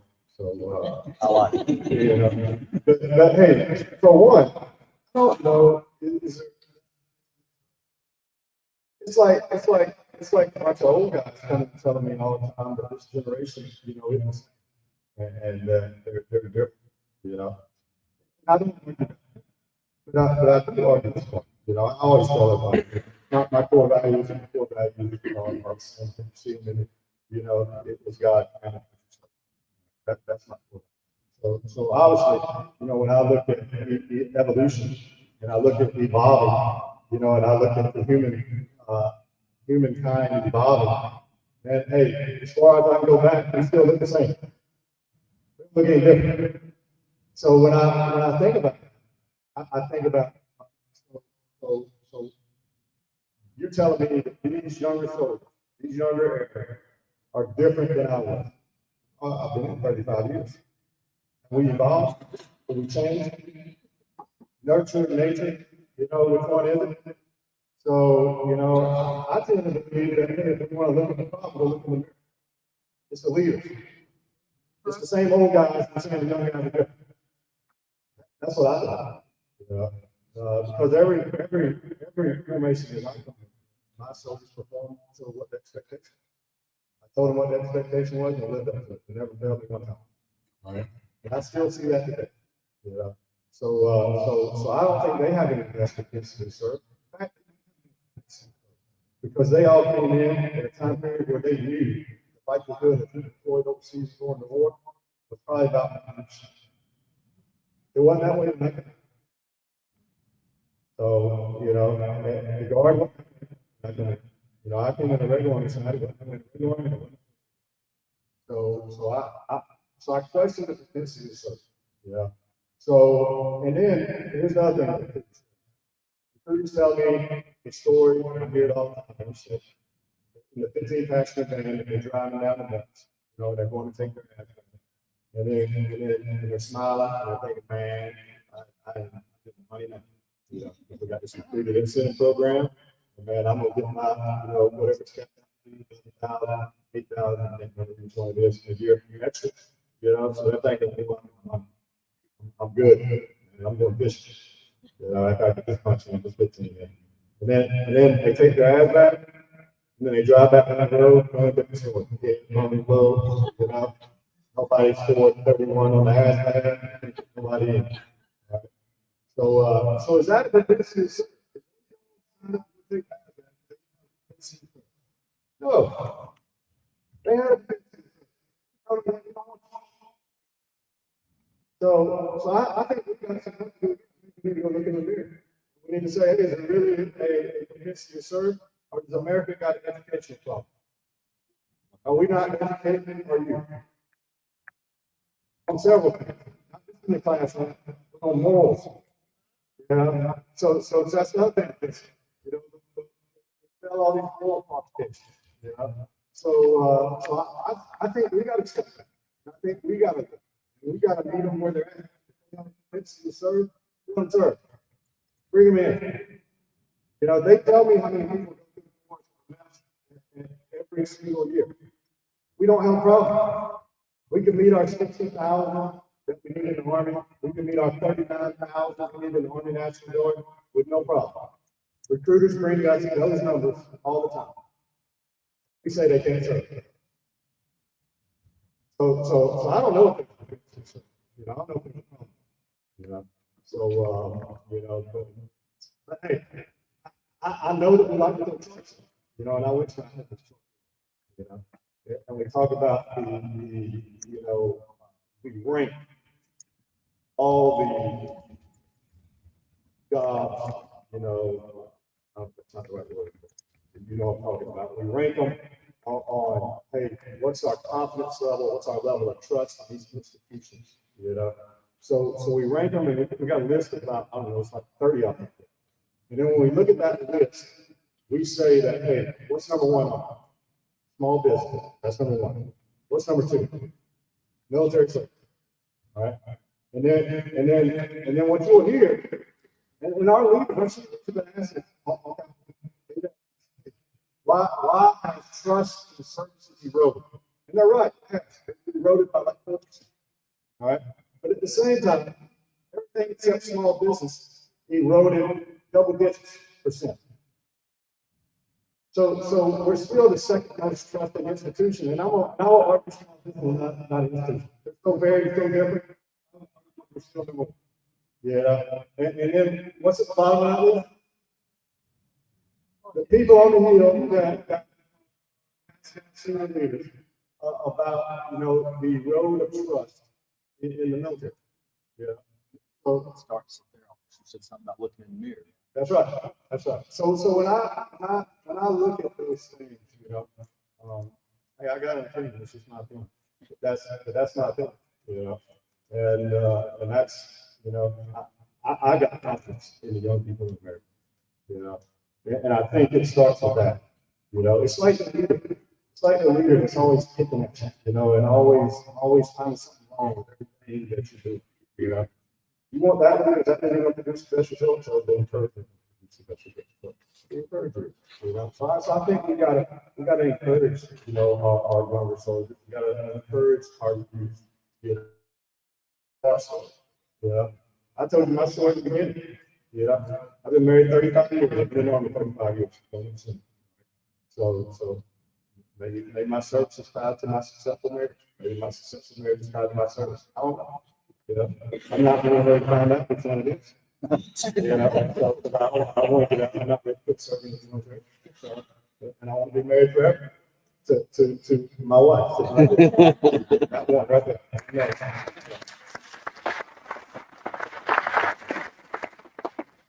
I'm an old soldier.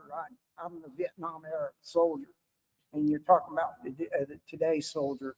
And I have a grandson that is in the military, in the Army. But I definitely can see the difference from my grandson, that I had a big influence in going into the military. In the military, I joined, or excuse me, drafted. And anyway, I can see a big difference. There's definitely a difference in our military today when we keep lowering the standards, you know, whether it's PT, FS. As a matter of fact, What standard have we lowered? Have we lowered the PT standard? From when I was in? We have not. We have not. We have not. Have you done the Army combat fitness? No, too old. So, it's all because of it, right? You may not have to perform as high on the scale. But hey, I'm telling you, I've done a lot of PT testing. Yeah. So, you know, I come up to the infantry side, you know, I'm an airborne ranger. 173rd, look. Qualification. So I've done all the obstacles the Army has. I've done all the PT tests the Army has. All right, the Army Combat Fitness Test is an improvement. It's an improvement. All right, it is not low. The body fat test. All right, where we have a body fat test. We've gone through the old body fat test that you know allows you to stay in and do your regardless. All right, based on the circumference of your neck and your waist. All right, we've gone through one side take test. One side take test, it's hard. It's a lot harder. You know? So when I hear people say that they don't understand, I don't agree. I agree with you. I go out there and I see it all day long. I've been in 35 years too. So, you know, I was raised by Vietnam vets when I put in the Army. So I just think that they were not doing a good job of educating our population. You know? Come visit us. What's they do? I'm in Florida. Florida. They doing ACFT all the time. Go down there and watch the ACFT videos. Go watch a height and weight videos. Whatever you think that the standard's being lowered on, call Brian Kendrick. Call Pass, Jason Pass, and go and watch those soldiers do whatever you think is been lowered.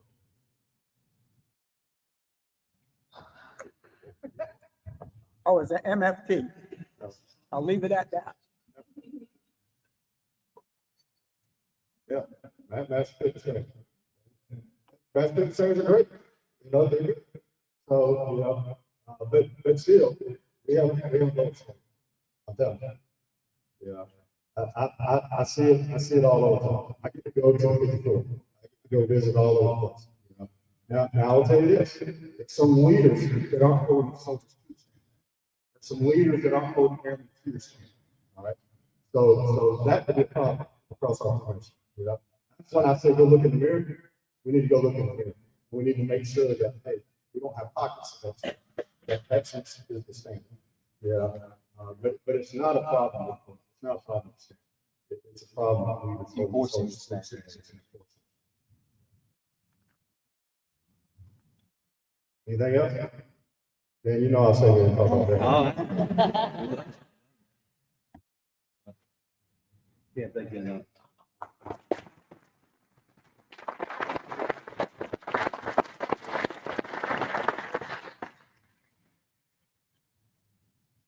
You know, we mentioned briefly about the panel. If you were here on Sunday, I discussed with the SCA Whitehouse here, you know, he's got an executive tab. Chief Williams is on the schedule too, but he, last minute cancellation. But I don't think you really understand how busy their schedules are, right? So the fact that they continuously show up, and I really mean it, Major, I can't thank you enough. I know the soldiers can only thank you. Yeah. That's right. Hey, and speaking of showing up, you know, hey, it's not special when you show up. So, you know, if I show up and it's an empty room, you know, hey, I will talk about stuff. I will look in the mirror. Hey, you're the one talking to you know, because you are here to make a difference. You are here to you know, assist in getting after, you know, what you know we need to get after to make the lives of all our soldiers, but predominantly this generation Army, this force, to give them the best chance of survival when we do ask them to go and do what their job is, you know. So I appreciate you doing that. I appreciate all of the comments. So and hey, you know, hey, I love talking. I love talking about shoes. You know, like I said, I'll talk about anything, and I'll be here for a little while. I've got me and Karen at the Army Family Action Council today over in the Pentagon. So we're going to talk family business with the Secretary of the Army and Chief Staff of the Army and some men in the Army and all the soldiers across the Army. We're going to talk family stuff. And so you know, that's another way that you can get involved is hey, make sure you're following those things up. If we need to be getting that stuff like spouse employment, or we need to be getting some stuff. Hey, First Avenue is really a dual avenue. It's come up through the service and let the service leaders know those things, you know, and then get the professional associations, you know, on it as well. And then we're coming at it from two different angles, you know. So that's what we'll be. I'll be here for a little while. So if you want to talk to me about something private, just grab me. I'll stick around for a little bit. Hey, I appreciate you being here just as much as I appreciate you being here.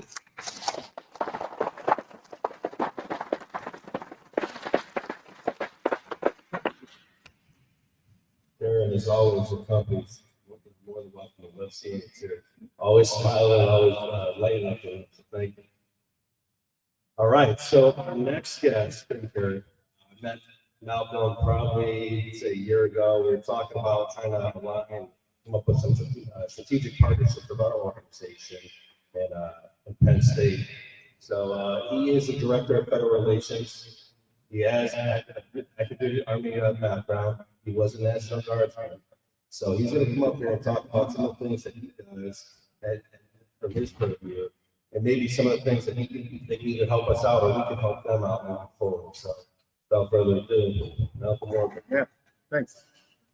Hey, so the good news for you all is I'm up here representing Penn State, but I'm not selling anything. I'm not trying to, tell you about the program. So I retired last year, 27 years in the Army. I was enlisted, then I commissioned, and then I went into the Guard, and went AGR. And so when I got out, I came over. I did the Army Congressional Fellowship Program, so I worked on the Hill for a couple of years. I was the Director of Legislative Affairs for Texas Guard. And so when I got out, I said, I'm not going to lobby. And here I am, as Penn State's lobbyist.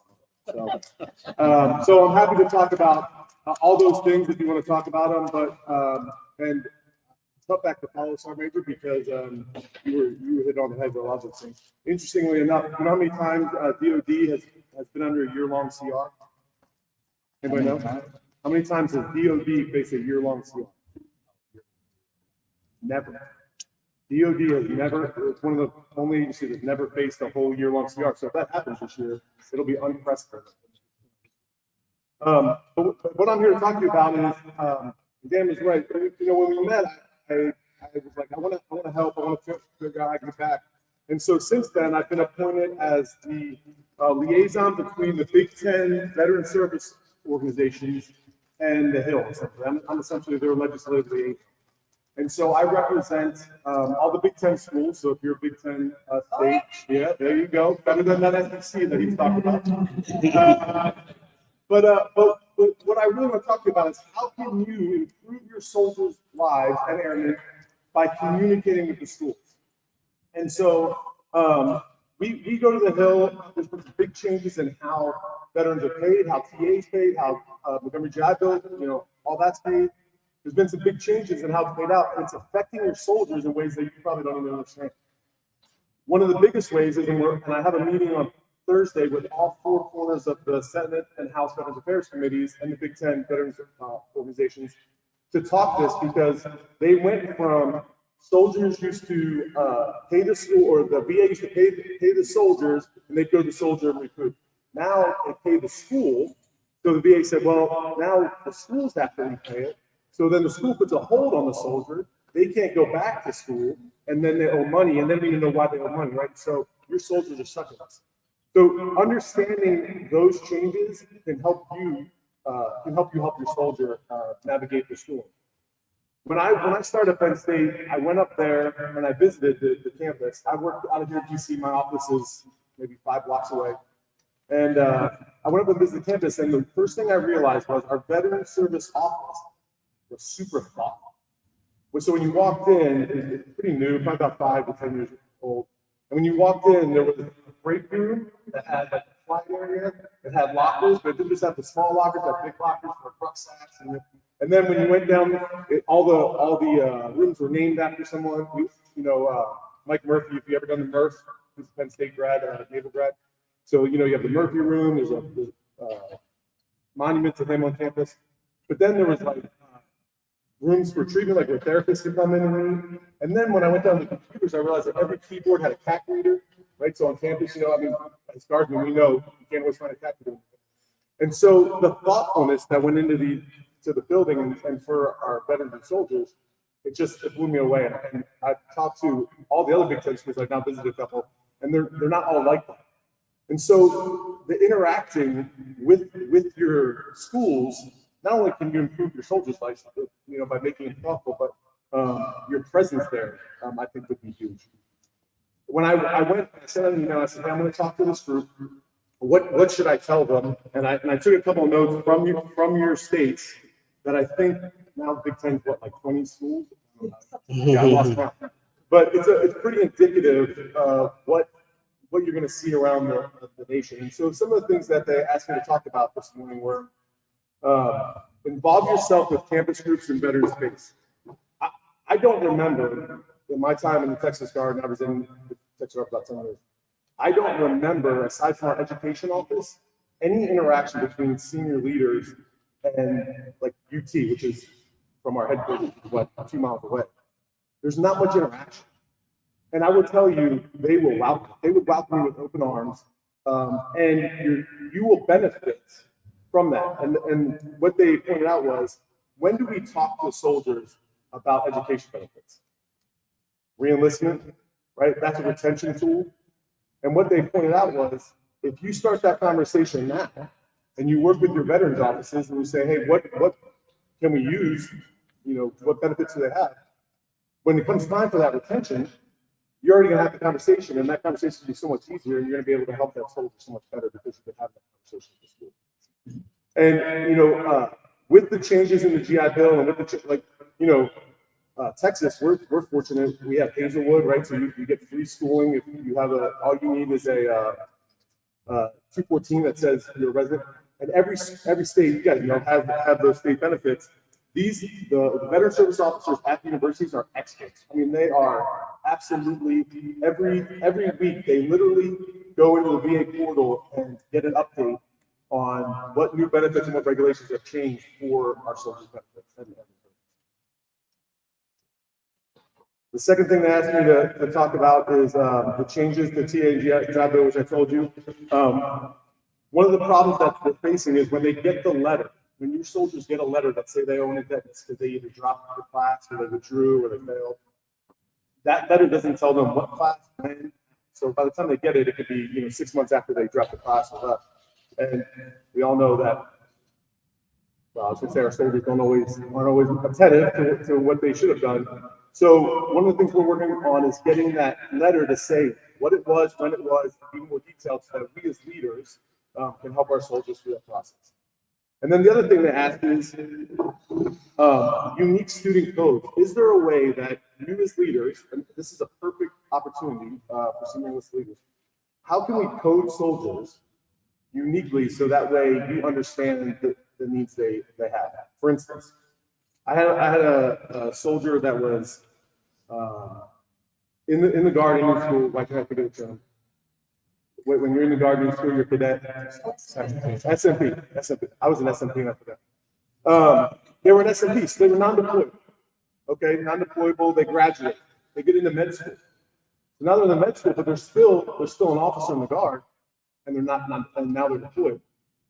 So if you, as a sergeant major, had a soldier that just graduated, is going to med school, and will likely be a doc in your formation, would you want to pull them out of school, and cause a 9-month delay, year delay, when it's going to benefit you for the career of the soldier?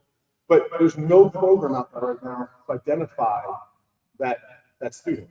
So what they've asked is, how do you all, as a formation, change the coding or figure out a way to code these soldiers and airmen so that way you can work with the school and not pull them out? Actually, I talked to the VA committee about that exact same instance because we have a gal on campus who is in med school and is set to deploy. And she's going to have to put med school on hold. And wow, talk about a missed opportunity. So I'm really here to tell you, please go to your schools, visit. We at Penn State, we do something that's called a Salute the Service every year around Veterans Day. This year, they did it the week before Veterans Day, even though we had a home game Veterans Day against, I think it was Michigan. But of course, they didn't give 7,000 tickets away to that game. Not bitter. But they give 7,000 free tickets away to service members and spouses and families.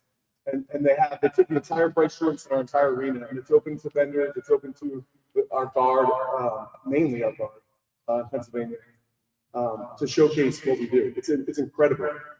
Those are perfect touch points for you. And actually, I saw our Guard leadership was out there. But those are perfect touch points for you. You don't have to wait for that. I'm telling when I went up to that center, and I asked them, I said, hey, who do you talk to in the state? Just for what you were talking about with who do you interact with regarding benefits or student benefits? And they couldn't tell me the state person that they had to deal with, like the governor's office, who I'd been dealing with actually in Pennsylvania for years.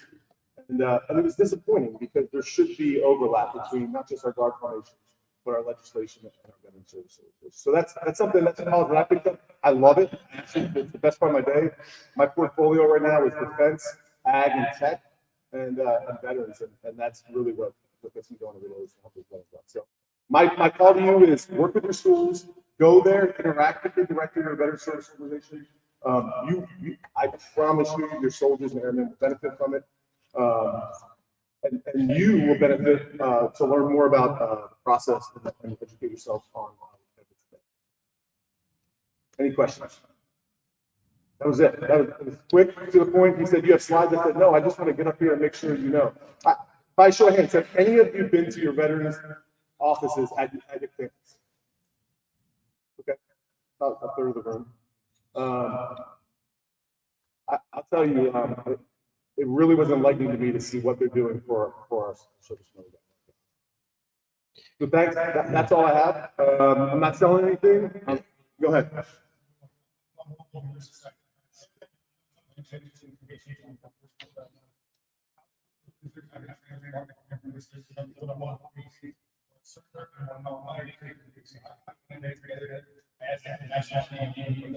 Yes.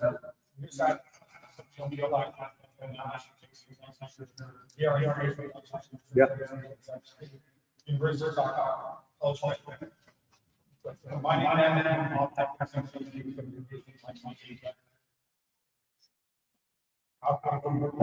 Yeah, so that's a great question. In fact, Penn State's unique because we're the only school system that's all one system. They're like, oh no, colleges, but they're all individual. We're all 22 campuses at Penn State under one system, under one president. And so we're unique in that we also have Penn Tech. And so, like we have the technical school and they have all the credentials. And I will tell you, if you went to them as a senior leader, the schools love our guard and our reserve. If you went to them as a senior leader and said, this is what we need, and they would absolutely 100% work.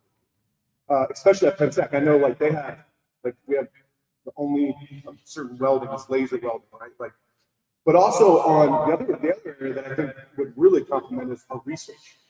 We're one of 15 UARCs in our country. And so you're like, why would they hire an old soldier? We do $400 million in defense research. Every submarine since World War II has a Penn State fingerprint on it, right? Because we're a landlocked university. But that's a perfect opportunity if you saw something like, say, hey, we're having, Apaches, right? We just built our new engineering building has a room about this big that's going to have a turbine on it, so they can figure out what's going on with blades and how to better improve all that. But that's an opportunity. You could go and say, hey, we're having this issue with, or we're having this issue with not getting enough welders. How do we do it? We can take work to do it. 100%. Yeah. And that's what when we first started talking, that's really what we started talking about was how can we partner with our states to do just that, to do dual accreditation. You all know that, they did it with the 88 mics, right? Where if you get that accreditation, that could happen across the board. Welders, engineers, all. I promise that happen across the board. And your states are willing. Look, you talked about trust. One of the areas that is hurting and trusting us higher ed, right? We're taking a beating. You might have seen the congressional hearing with MIT, Harvard, all that, right? That's another hearing. But higher ed trust is taking a beating right now because costs are high, the return on your investments perceived as low, right? And so they are looking for opportunities, just like you're talking about. One, for good press, right? But also to improve the quality of their education and their workforce development. Right? Chips and Science Act. Anybody, you guys talk about that? Mm-hmm. Right? It's the largest investment in our country that we've had in years. It's billions and billions of dollars that are being pumped into our schools and our states. And there is absolute opportunity for you as guard states to take advantage, because what's going to happen is all you have to do is Google chips and science, and you'll see we're trying to onboard technology for semiconductors. There's not enough education at higher ed to deal with that.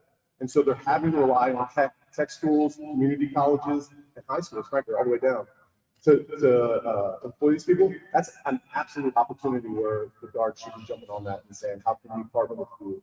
You know, you talked about the warrant officers. How can we partner with you and say, hey, that train's gonna go over here and vice versa?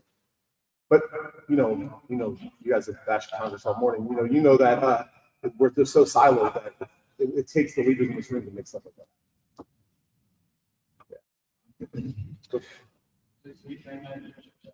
Yeah.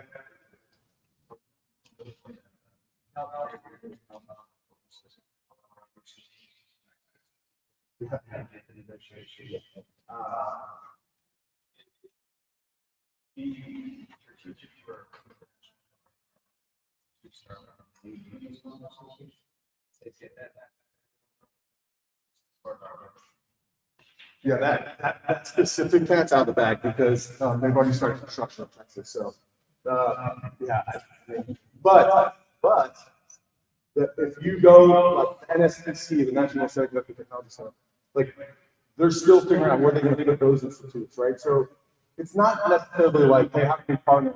Make sure you build that institute here. It's going to take a nation to whole to make sure that we bring people on board to the country, right? So what are we doing to make sure that, again, I go back to the welders, that are coming from I see that as a huge opportunity. And when you talk about recruiting and how do we get people, you have to be smart about that stuff. You don't talk about it. I mean, when you talk about how do we get into the universities, are we putting trying? Right?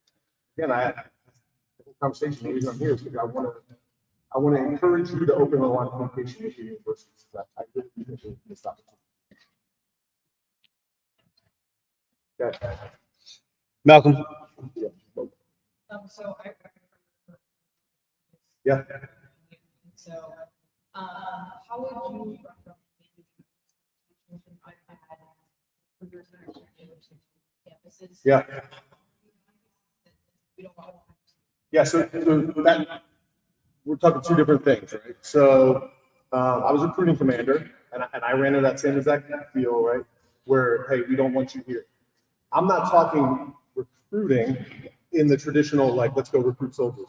I'm talking like, go have, the battalion commander or your state leadership, go talk to leadership of the school, go talk to the president of the university, if it's a smaller university. Oh, I guarantee you, the president of Penn State, which, I mean, we have one of the fifth largest university in the nation, with a meeting with the tag and the university. So that's what I'm talking about. I'm talking about get into the, kind of network within the school.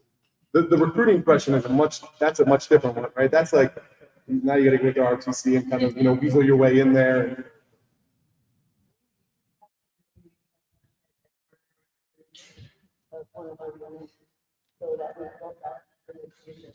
How do we, they're asking what do we provide to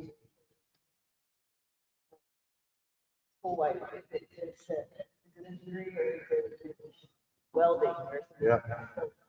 Maybe them are, and I think that will also help Yeah. with that. Yeah. The other thing is just like Dartmouth, still us. They're hurting for resources, right? What resources do we provide them? ACFC. Hey, we got the equipment, we got the field, and then all of a sudden you have a built-in relationship. You have a question? After hearing you speak today, my thought was and I've talked to Dan a little bit about this as well, but as an association and what we do, you heard the sergeant major talk about growing the profession. I was a recruiter first before I really got even into the AGR program, and I look at the education benefits of the National Guard as just one of the most incredible resources that we give to soldiers and airmen. And I also found as a readiness NCO that oftentimes I had soldiers who just didn't take that step because of how challenging they thought it was, or how difficult they thought it would be to go to school, how they didn't know how they could manage their life, with work or a family and so forth. And I always felt that was I just felt like it was an underutilized advantage of being in the Guard, the education benefit that they never tapped into. So I look at the profession and I think about growing the profession, and I realize that, we've got incredible, talented, and intelligent soldiers and airmen all across our formations who maybe have not taken that step. But here we are as an organization, and we're fighting and we're trying to get more benefits and better benefits, find ways for them to utilize it better, and and help them, encourage them to go to school, get a degree. And I'm not encouraging anybody to go to OCS. I want them to stay enlisted, but be the most professional and intelligent enlisted members that this world's ever seen. So it's funny you say that, because when we were talking about standards and, the issue of low standards, I kind of, smirked back there, because our enlisted force is as educated as they've ever been. I mean, they are more educated than they have ever, when I came, 27 years ago, I mean, I never thought, I thought school was for officers, and then, now you almost have that degree to make something. I mean, it's like, oh, why don't you have to do? There's so many programs out there. So, and we have to, right? I think it's our job. Well, I say all that because when I think about your position and who we are relative to the soldiers and the airmen, and you talk about, how do we partner together and what do we do together? I'm going to ask you to utilize EANGUS. If you in your position, you see education things that need to be addressed and that could potentially benefit the National Guard. But when I say the National Guard, I'm talking the soldiers and the airmen. Come to us and let us help you. Let us figure out a way that we can work together and put together, legislative efforts, resolutions. Let us use the 440,000 voice. I love it. To make it happen. Start the conversation. I mean, Dan said, can you come in, just talk about what you do, and it's really just start that conversation. So I'd be happy to take that to look. This meeting on Thursday with the Senate Veterans Affairs Committee, it's the first time the VSOs have had a meeting with both sides of the Veterans Affairs Committee. That's crazy, right? So we have to, not only are we advocating for what we need as Guard, we have to advocate for our soldiers and think outside the box of like, what do they actually need, right? So you talk about those benefits. That meeting is going to benefit, it'll trickle down and benefit our soldiers. Sergeant Major, I actually, Title 10 lobbies. You said you can't lobby on Title 10. They're on the Hill every day. I'd say Title 10 lobbies more than us. Yeah. Oh, as a matter of fact, it's funny. When's the one time that our leaders go against the president's budget? Right? They go to the Hill right after and say, "Well, we didn't get what we needed. This is what the president should have done." But one last thing I'll tell you is this: the strength of the Guard and why it is so easy to lobby as on behalf of Texas Guard. 535 members of Congress, and every single one of them have Guard resources in every single county in the state. Active duty doesn't have that. They just cannot compete with the Guard when the Guard puts their full force and might behind it. And so the strength of you all is that it's the 435 members in every state, because I think that gets undersold in the Guard. That's why we still have a faction in the Guard, right? That's why we have C-130Js in the Guard. It's because of the strength of the 435 members all. Yeah. One thing that states is you talk about at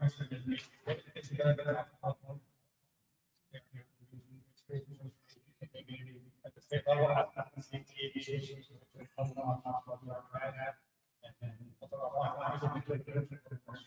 so that's funny how taxpayers and trade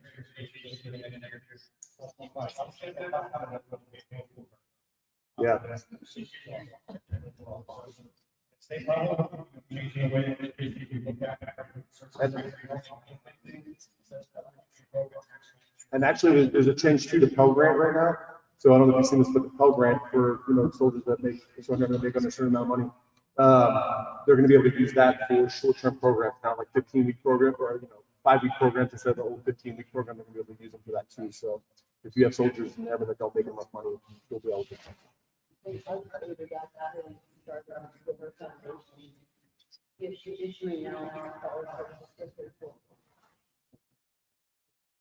Yeah. You have advocates out there, and I encourage you to get to know them. So I work in a community college. We actually have a whole. Yeah.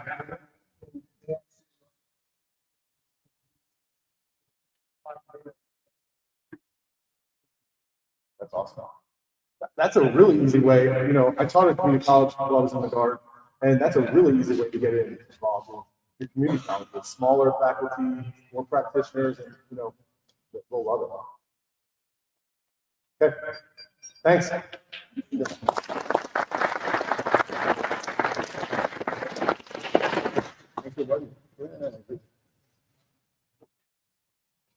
So another individual, super busy all the time, right? We've been trying to make this work. Every time I talk, he's like, oh, I just have to put this board or this one and that one. But Malcolm, definitely appreciate you coming down here, right? And talking. The one thing I love about Jeff is that we don't even have to be in the same room. We just say people. We always have the same mindset. So we're talking to Malcolm when we first met. It wasn't, hey, I need you to fund some stuff for this. I wanted to know, hey, what do you work on? Can you tell me about like golf tournaments, all this stuff, the legislative actions? Like, well, we could probably help you. What are your needs, objectives, and challenges? Maybe we could be a fit. And then, if we had some call to action, can we utilize student veterans, right? That participate or attend in school. So That's a point I wanted to make real quick. All of your campuses also have student veteran groups. So like when I went into that veterans building, they had a QR code. Hey, join the group. I scanned it, I joined it, and now I'm monitoring what they're saying, what issues they're having. And I'll call the director sometimes and be like, hey, did you know this is an issue on campus? And oh, no, I didn't. And so you guys could be doing the same thing, right? What do they need? How they're paying for school, all that. So. Appreciate it. But once again, leveraging it, just that two-way street. How do we help each other? Because it's a tight-knit group, but we have an amplified voice. That's what we're saying. We just have to make sure we utilize it. Feel free to look me up on LinkedIn, and I can link you up with your university representative too, if that helps as well. More to follow, Penn State. Trust me. But at this time, we'll take a quick 10-minute break. Sure, we'll get to that. After we talk to Malcolm, talk to the Kansas major, and I'll come back here in 10 minutes.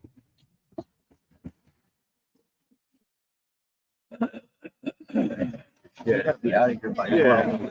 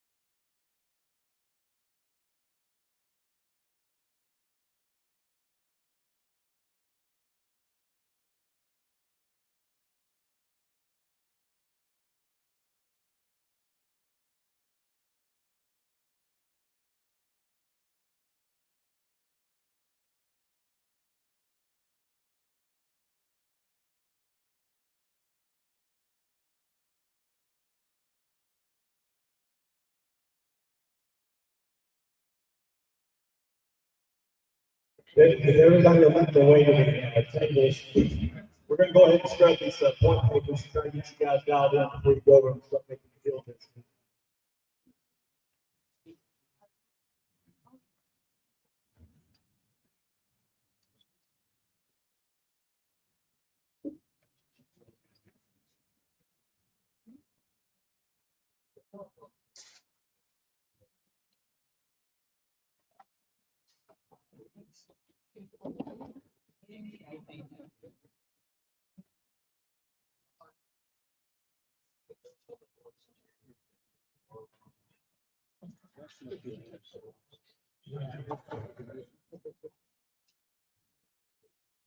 Okay, so I think this is where we're at on front papers, guys. We're jumping in the thought and spending a whole lot of time just for the sake of spending time. It's not necessary at this point. So as soon as we get them scrubbed and everybody feels like they've got it locked in, we covered these questions that may be out there. We're going to go ahead and bring this thing to a close so you can go out, get lunch, make your way over the hill and start tackling these office visits. They're organized by board, not in any particular priority, but the way I look at it is TRICARE for all, National Guard, GI Parity, Major Richard Starr, and Air Combat Superiority. There's a cover letter in there that's signed by 6 VSO presidents, including ours. That should have been your front paper. That's the one that talks about the budget and the CR, and I believe that's the one that you need to place the most emphasis on while you're over there this session. Anybody disagree with that? They can't do anything to move toward the other requests and the other initiatives until we start getting the budget back. Yes, sir.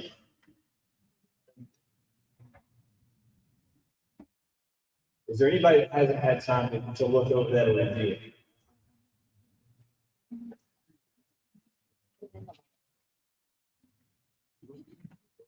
Does anybody have any questions regarding what we're asking of our congressional delegations on the budget and the CR?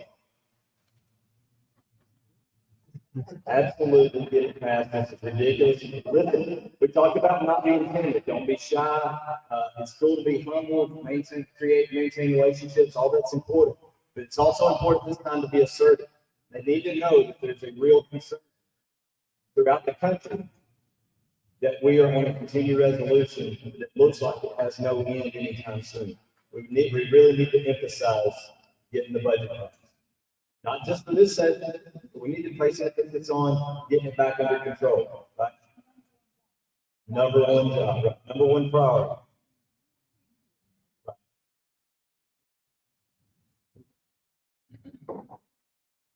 So what I think I'm going to do, just for the sake of making sure we pay particular attention to each one of these initiatives, is I'll just cover the summary. If there's questions, we'll do the questions. If there's not, we'll move on to the next paper.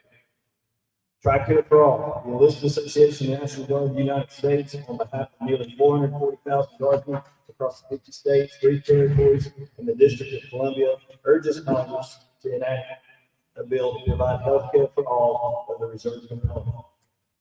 Okay, there's some projected analysis out there on what these things are supposed to cost or what they may cost, and you need to at least be able to have an intelligent conversation regarding the money, okay? Because that's going to be the biggest concern. They're going to say, hey, that's not a realistic vision right now. We can't afford it. The budget will be in there anytime soon, but we want to keep this thing alive and push it forward. Yes, ma'am. Question. So if we're reintroducing this, is what I think you're saying, we don't use these current bills from 117, like the bill numbers? You want to make reference on it. It's just in there for reference to say that it was introduced in under the 117. Okay. That's correct. Yeah, it's still alive, so they're still talking about it. They're still trying to weigh, is it viable? The collective answer is no, but we're trying to get it to a yes. And that may take some time. A couple of points on TRICARE for all that we haven't addressed yet. First off, in the last congressional session, we were very, very close to getting dental included as coverage, free coverage. What Congress has heard over the last 20 years is that dental has been the number one reason that we have not been deployed. Now, I will tell you that statistically, that is not accurate. Only about 14% and that is a legitimate number. 14% of our medically non-deplorables have been a result of dental readiness. And part of that is because, you know what we can do? We can fix dental when we realize that there's an issue. So dental has not really been the hurdle that we think that it has been, but dental has been traditionally what Congress has heard. So when the Congress was looking at, how do we help fix this problem for the Guard? Well, can we at least address part of it, and we can address dental? That won't cost as much as the full health care. It made it a long way in the last congressional session. It made it so far that it made it into both the House and the Senate versions of the NDAA last year, and it didn't get stripped out until they had the joint conference. So it was close. Don't bring up and don't ask why it got pulled out. Let's try to avoid that topic, okay? But you do want to be able to say that, we were really close.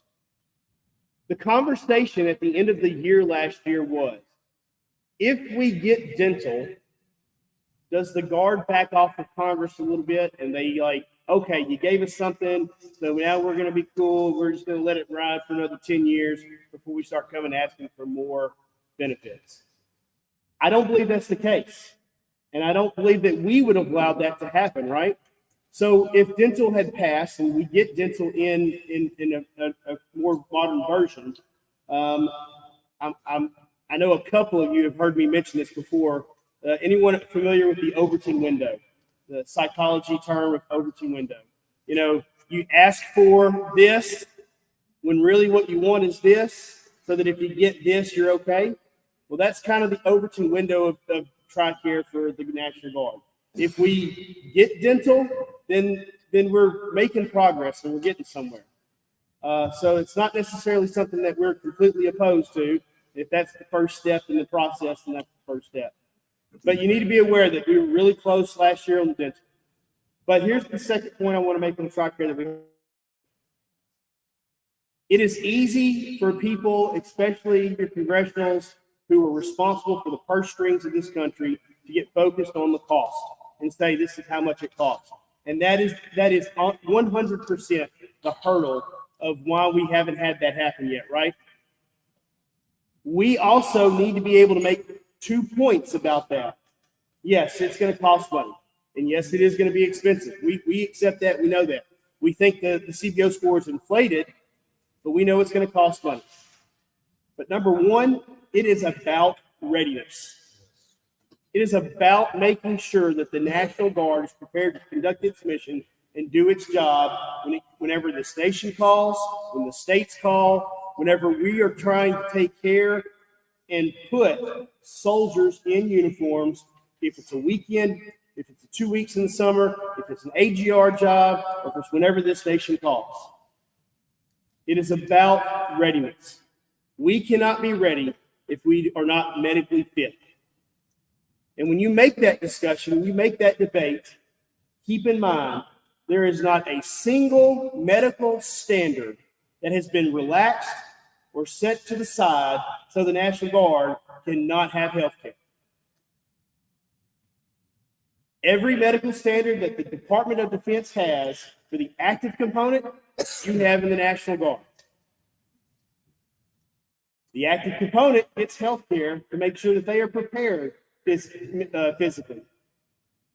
They get health care that they can go and see the doctor whenever they're sick, whenever they get hurt. They got health care to take care of all that. And they're like, well, that's part of being active duty. Well, why do I have the exact same standard then? Because I'm being held to that, and I don't get health care. And if I get hurt on Monday through Friday, I've got to go take care of it on my own. So it is about readiness. And all of that is also about doing the right thing for the Guard. It is the morally right thing to do. If you're going to give us an expectation, and you're going to say this is what you have to do to serve in the military, to be medically qualified and fit, then you need to give me the tools to accomplish that. It is the right thing to do. And I will tell you that despite the cost, doing the right thing sometimes plays the right chord for Congress to hear. And we can give you plenty of mandatory spending examples of how they felt like it was the right thing to do through Social Security, through Medicare, through Medicaid, through other programs where the cost wasn't the factor that made the decision in what benefits we were providing. So the right thing to do is to make sure that the National Guard has health care. Okay, so on your TRICARE for all forms, you have to pen out and making notes, these are important. HR 4221 is the reintroduction, so they're gonna wanna know what that reference is. And that's Representative Andy Kim from New Jersey. Is there anybody going to the New Jersey offices? Anybody? Trent Kelly, Mississippi. Anybody going to see Trent Kelly? We're in Trent Kelly's office this morning, 9:30. Okay, okay, HR 4420. And that's Representative Tammy Baldwin from Wisconsin. 4420 is the combined TRICARE HR introduction. And it's sponsored by Representative Tammy Baldwin out of Wisconsin, Richard Blumenthal out of Connecticut, and Shelley Moore Capito, PAPITO, out of West Virginia. Those are just important notes for reference when you're in office. You're going to ask you this question most likely. Is there a question?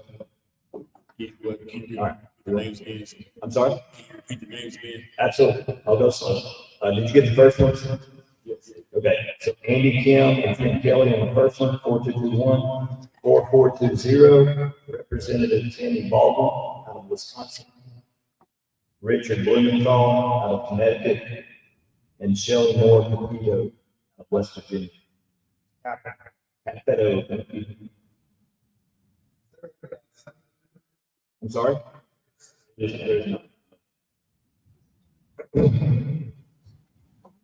Couple of questions. Yes.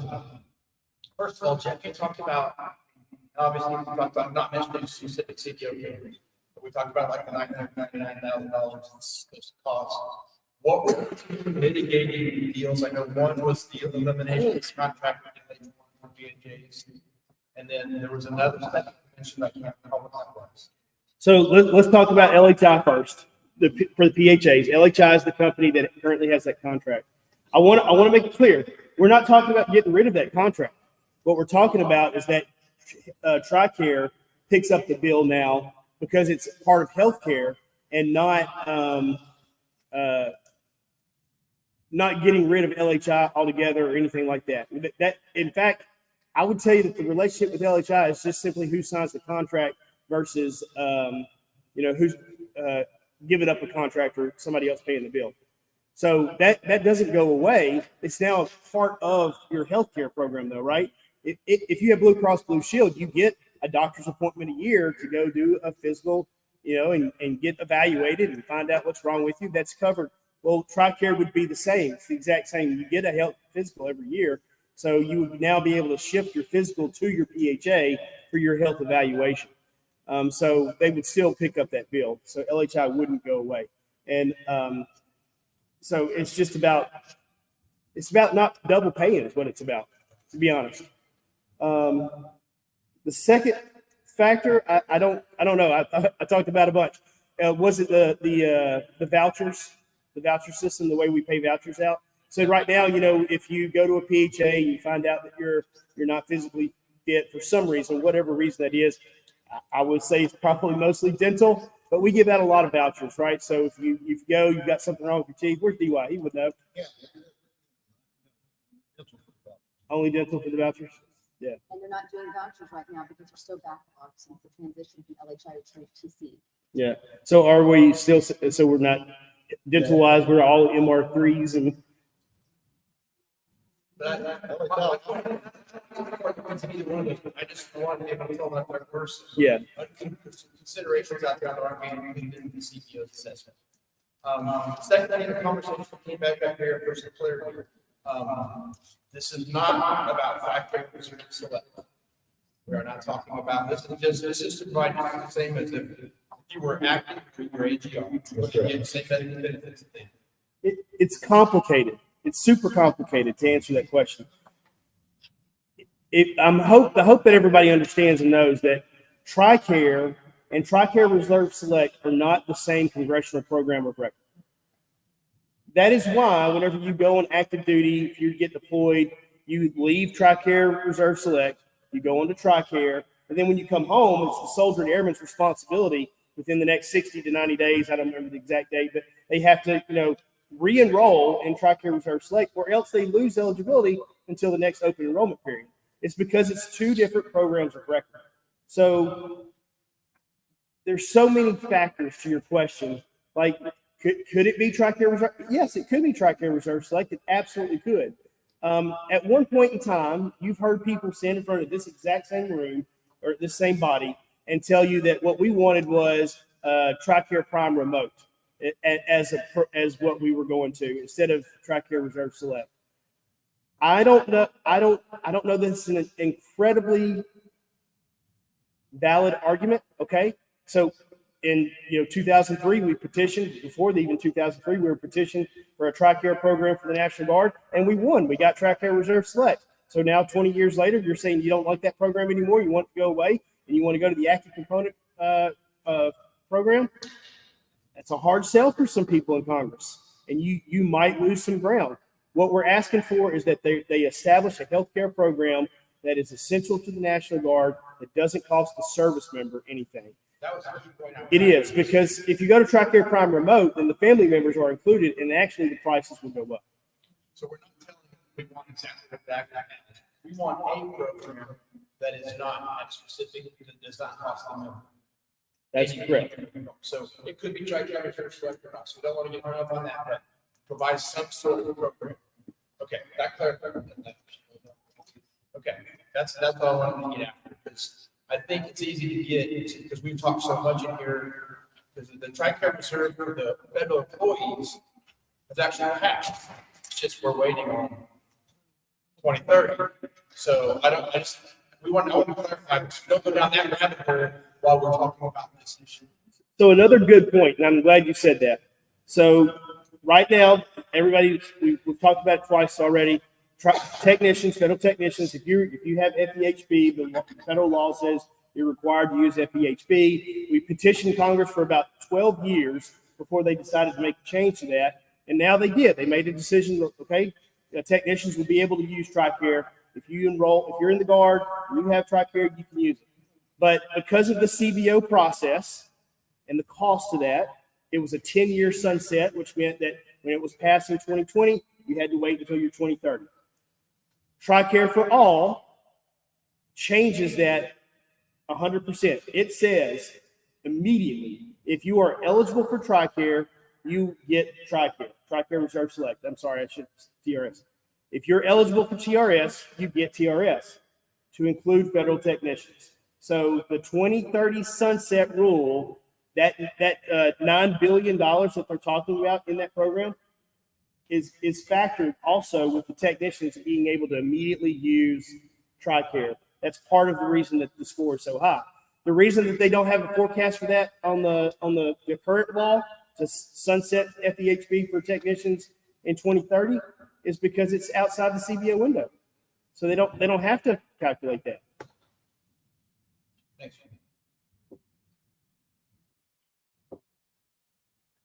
We good? Everybody's good there? Okay. Yeah, that's a question on so, I don't think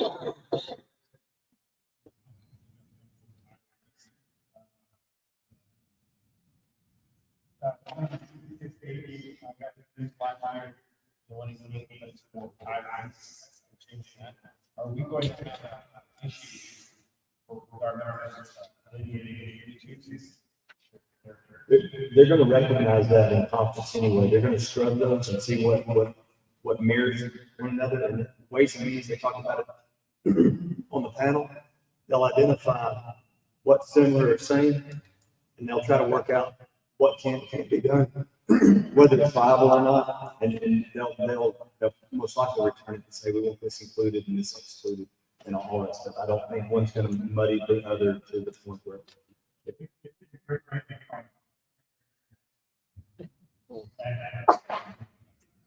Are you specifically asking about the gray area retirees though? Is that what you're asking? No. No, okay. The language. It'll have to be worked out in ways. It's highly likely that some other BSOs out there thinking the same thing. They've got something introduced that maybe we don't even know about.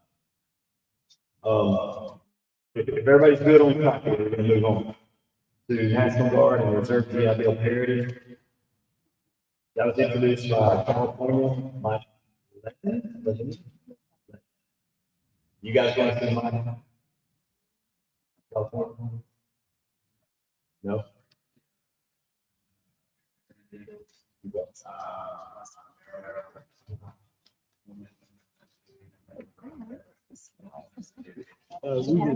Yeah, okay, no worries. Just be aware that it's introduced in California. Maybe hopefully they talk. It pretty much speaks for itself, and I think we talked about that enough on panel and throughout the room. Are there any specific questions on the GI Bill period? No, the 118. I'm sorry. Maybe the 118. Yeah, it's still so. I can answer that. So the expectation was, I was actually a little bit excited because I thought it was going to get introduced on Friday of last week. So you were going to show up here this week and we're going to be like, yeah, look what just happened. The bill got dropped. But it didn't happen. And the reason that it didn't happen is because the Senate called down to Mike Levin's office and said, we've got some sponsors. We want to write a companion bill. And so last week, at the end of the week, they started conferencing between the two chambers to come up with a companion bill in the Senate. So when they drop the House bill, which we expect it to be this week, the Senate is also going to drop a companion bill. Right now, they're working on the differences in language and making sure that the two match.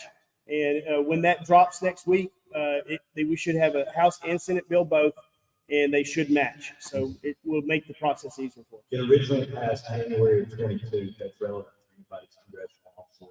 If they want to know where it's at, what the last.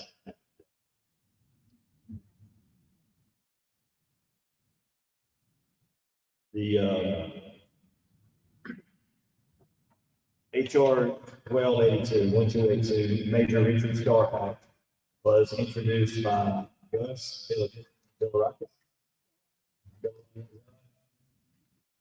out of Florida. So if you're going to visit your Florida delegations and you want to have that conversation.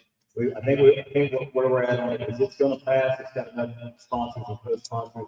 It's not an issue. There was just some confusion on who was going to get it over the finish line and under what umbrella the finish line was going to be. Was it going to be an individual bill or was it going to be an NDA? Yes, sir. That's like you said that the bill announced the bill's going on. Yeah, HR 1282. And introduced by, well, it's also got the Senate. And that's John's testimony.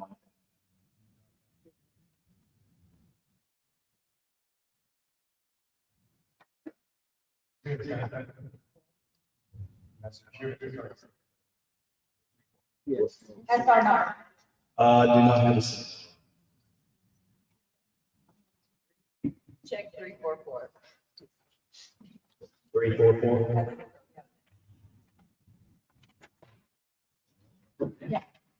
State of Florida. If Congressman and staff, can I get clarification on this? Because what we're saying here is probably not within the intent of his bill. She's laughing. If I was going to appeal on this particular issue, I think what I would say is it's where it needs to be. They should be aware of it already. Right. I probably wouldn't spend more than 30 seconds. Okay, I'll drop it in the mailbox. Unless they want to talk.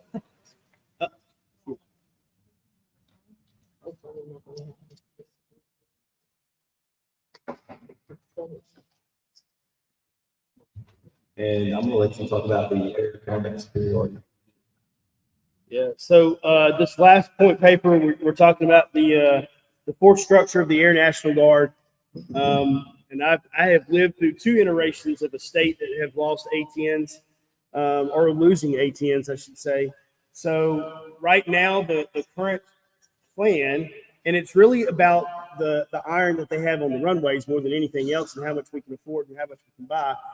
In fact, the Air Force just cut the F-35 program about a month ago to reduce the number of planes that they're purchasing. But the Air Force plan right now is to remove ATNs from 2 different states. They're removing all the ATNs, but all of those states are getting a replacement aircraft with the exception of 2, and that is Maryland and Michigan.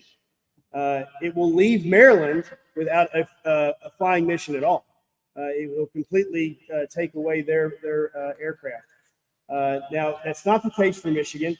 Michigan actually currently has KC-135s. They have the Gray Eagle mission, and they also are getting the replacement for the 135, which is the KC-46, I think, right?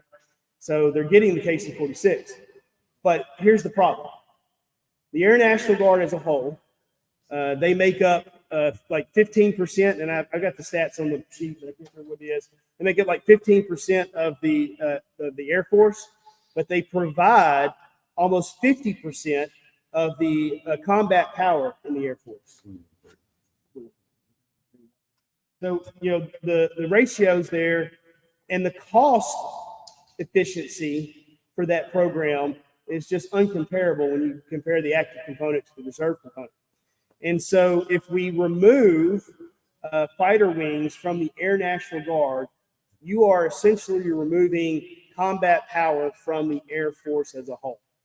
And you diminish our capabilities to provide not only air superiority across the world, but certainly air superiority in the United States, because the active component will not respond to a United States internal response as the way the National Guard would. So what we've done is we've started to reduce our combat power within the Air Guard by removing those combat missions from the Air Guard. That is a terrible thing. Overall, that's a terrible thing. Despite the fact that I'm attached to both of those states that have lost ATNs already, and I've lived through it, we need a replacement aircraft for those states so that we do not impact the overall air combat power of the United States. And that's what we're asking for. And we definitely can prove, of course, we prove this in almost every single way, that the Guard is the most cost-effective and efficient way to provide that combat power. But because of the cost of aircraft, because of the way that the Air Force has already structured the aircraft that they're planning to purchase, they have left 2 states out of a replacement aircraft. Now, I'll take you a little bit further in this conversation because I'm familiar with it. In the state of Michigan, if you remove the air combat power from the state of Michigan, everybody thinks of red flag, and they think of that being as the airspace that we conduct all of our combat air-to-air combat exercises and stuff like that. Well, Michigan actually owns the largest restricted airspace in the country. It's not red flag. It's over Grayling, Michigan, and it has the only multi-warfighter facility in the country as well. They can perform every functionality of warfighter at Grayling, Michigan. They have a live bombing range in one of the Great Lakes. They have the restricted airspace over everything from Grayling through the Great Lakes into Canada and back around, which gives them the most airspace for us to conduct combat missions and training exercises in the country. And it is utilized much more than you realize, because red flag gets all the credit because it is the Air Force's, let's go and fight planes in the sky and shoot them down like Red Barons. But what Michigan gives you is the multi-function joint exercise that the red flag doesn't necessarily give you. If Michigan loses a combat fire in the state, well, the FAA has deemed that there's no reason for them to have restricted airspace anymore, and they will reclaim that space. They'll shut down that bombing range, and Michigan will lose the restricted airspace with the exception of the corridor that exists over Grayling, Michigan. So that's the only space that we'll get to keep. And then you won't have any combat power flying over because it's too small of an area to cover. So not only does loss of an air combat power reduce your force structure in the Air Guard, not only does it reduce the combat capabilities of the Air Force or the country as a whole, now it takes away the largest training range that you have in the country to conduct that type of readiness training that you need for the Air Force to be combat effective. So it is a very, very big deal for the Air Guard, and the Air Force recognizes that. They fully understand that. The problem is that they don't have a congressional mandate telling them that you've got to find a combat platform to put back in these 2 states. Just deal with it, is what they're saying. So, two safety plan not replace them, like Maryland and Michigan, is that correct? That's correct. So then all the other five, That's correct. So this kind of changed from the last time that we went to the hotel and talked about it. Because the last time they were saying, we wanted to make sure that, any of our international guard private things that, it's 1 for 1. That's what we're still saying. We're still saying 1 for 1. And the reason being is because it doesn't prevent Congress or the Air Force from reducing the force structure of the combat power in the Air Guard, which they want to do. I promise you, they didn't want to give Indiana F-22s. They didn't want to give F-35s to these states they gave F-35s to, but they had to because of the fight that's going on about the force structure of the Air Guard and what platforms we're replacing. So we still want Congress. That's what we want to say. We don't want to focus this on 2 states. We want to focus it on the combat power of the Air National Guard and its relationship to the national defense. Maintaining fixed and overruling assets in the Guard. Yeah. And so we're constantly fielding the conversation from the DSOs, every DSO time. But it's a constant fight. There's always a bid to get rid of fixed and rotary wings. That's fine. We did, very advanced, and we're losing our 8 and we're getting F-16s replaced. Yep. So. But then, F-16 is not going to be around Oh, forever. the 60s already in their back. That's right. Yeah. So we made a significant argument for the A-10s, because I'm a major fan of A-10s, being a ground guy. Major advocate for A-10. I try to have a heavy conversation in Mike Rogers' office, who's the chairman of the Health and Services Committee, shut down the A-10s are gone, it's not up for discussion, it's already. Yeah, exactly. We've kind of pushed off as long as we could. Yeah. A lot longer than Congress wanted us to keep the Big Ten. So, we're happy. We understand what's going on with that. But I'm just saying, in Idaho bidding the F-16s replace the A-10s, those 16s are going to go away next. So we're looking for the next mission after that. So one of the things we did, one of our guys did that, I don't know it off the top of my head, he was a subject matter expert, but this is something that we don't even think about. But they were supposed to field 6 by INTO requirement, 6 F-35s in Montgomery, Alabama. Just we got the state of Alabama. Our representatives made this big DOD argument. We had some power players, chairman of the House Armed Services Committee, some other things in the Senate. And they said, okay, Alabama's going to get F-35s. The INTO fill on that, I think, was 6. I think so far we've only been filled with 2, and there's no projected plan to give us any more than that. Okay, if you look at the squadron and the training hours required to stay proficient, those 2 aircraft will come off the line for a major refabrication before the squadron can cycle in and get the required number of hours per year to keep that unit relevant. Crazy.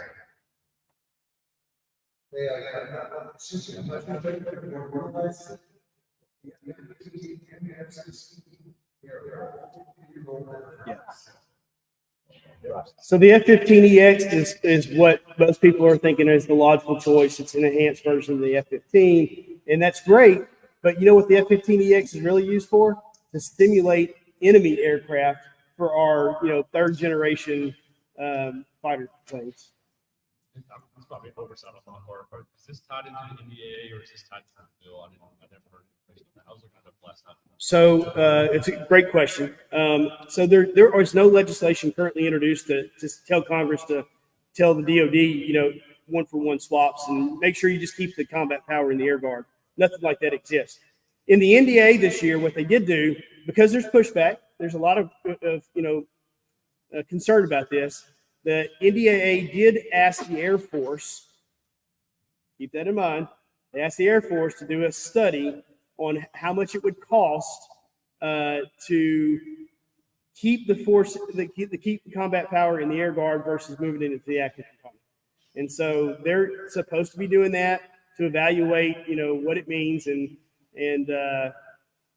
that may come out positive for us, but at the same time, they've done several other studies that, really made it was common sense to say that we make more efficiency. Yeah, but that's not the way the report came out. Good. Yeah.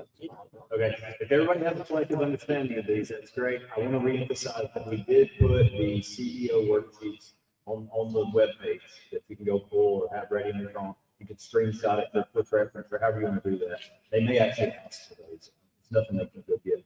But that is for the Richard Starr Act and the GI Bill parity. And those are the only ones through committee. You have to go through committee to get a CEO, an official CEO. And those are out there available to you. That's to make sure everybody knows. Hey, one last quick question. Are we supposed to be making this? You can, absolutely. The reception. The reception. You want to talk about the reception? Yeah, I sure wish Dan was in here. I got two things that are on top of my head to say before I close out. First off, these point papers, these are the point papers that we've developed at EANGUS. They've been derived from the resolutions that you've submitted. We've tried to intelligently put some things down on paper. I did kind of short notice fix some of these up from 117th Congress, maybe even 118th first session to get this product in your hands.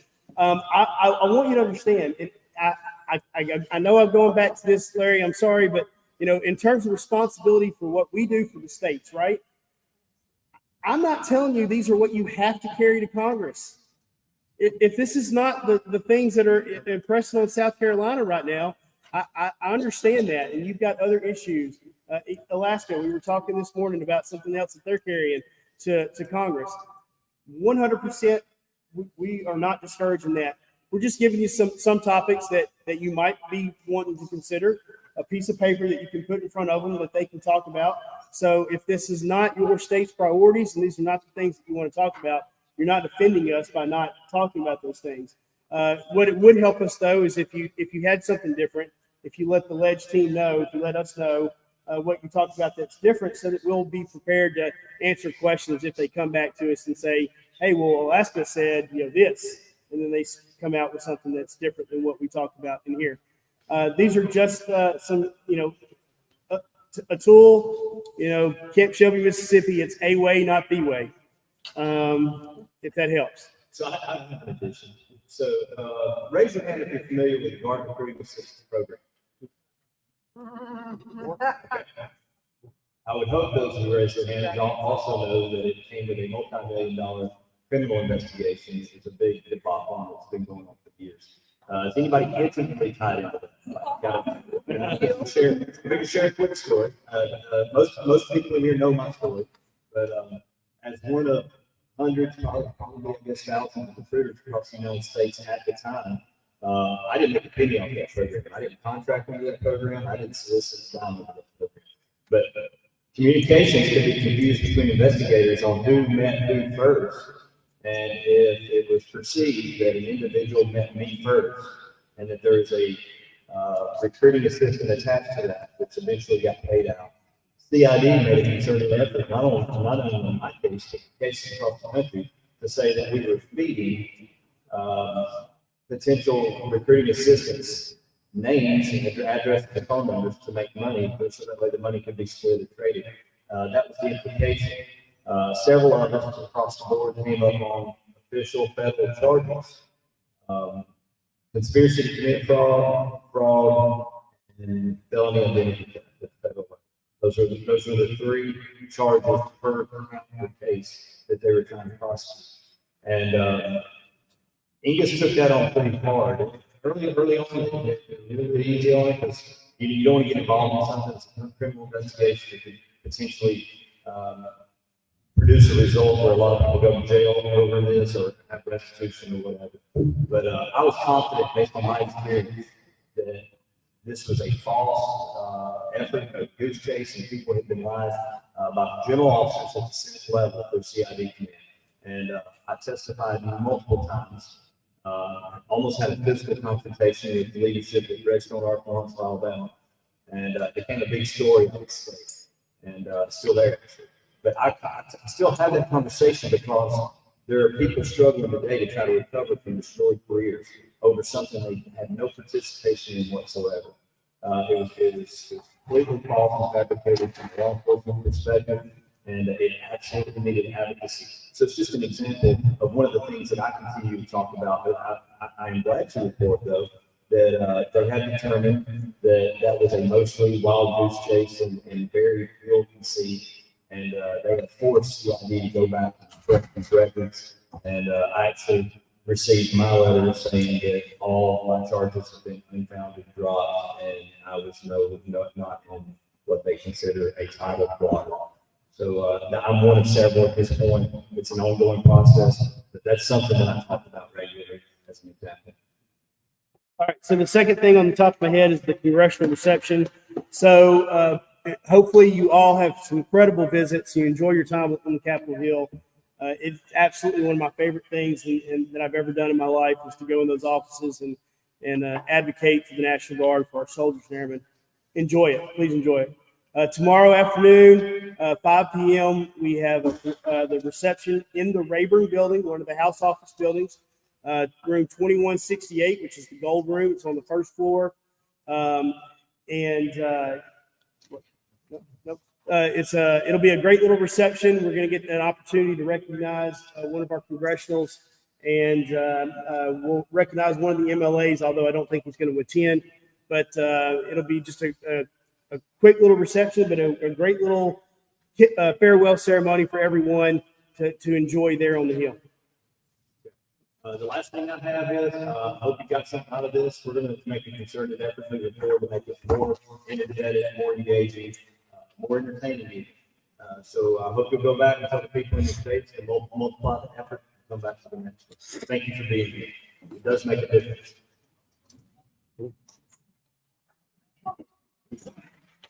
I'm not going to belabor it. And so, once again, with the feedback, even if you like something, if you want to see more of it, let us know, right? So, it's echo his thoughts, those words.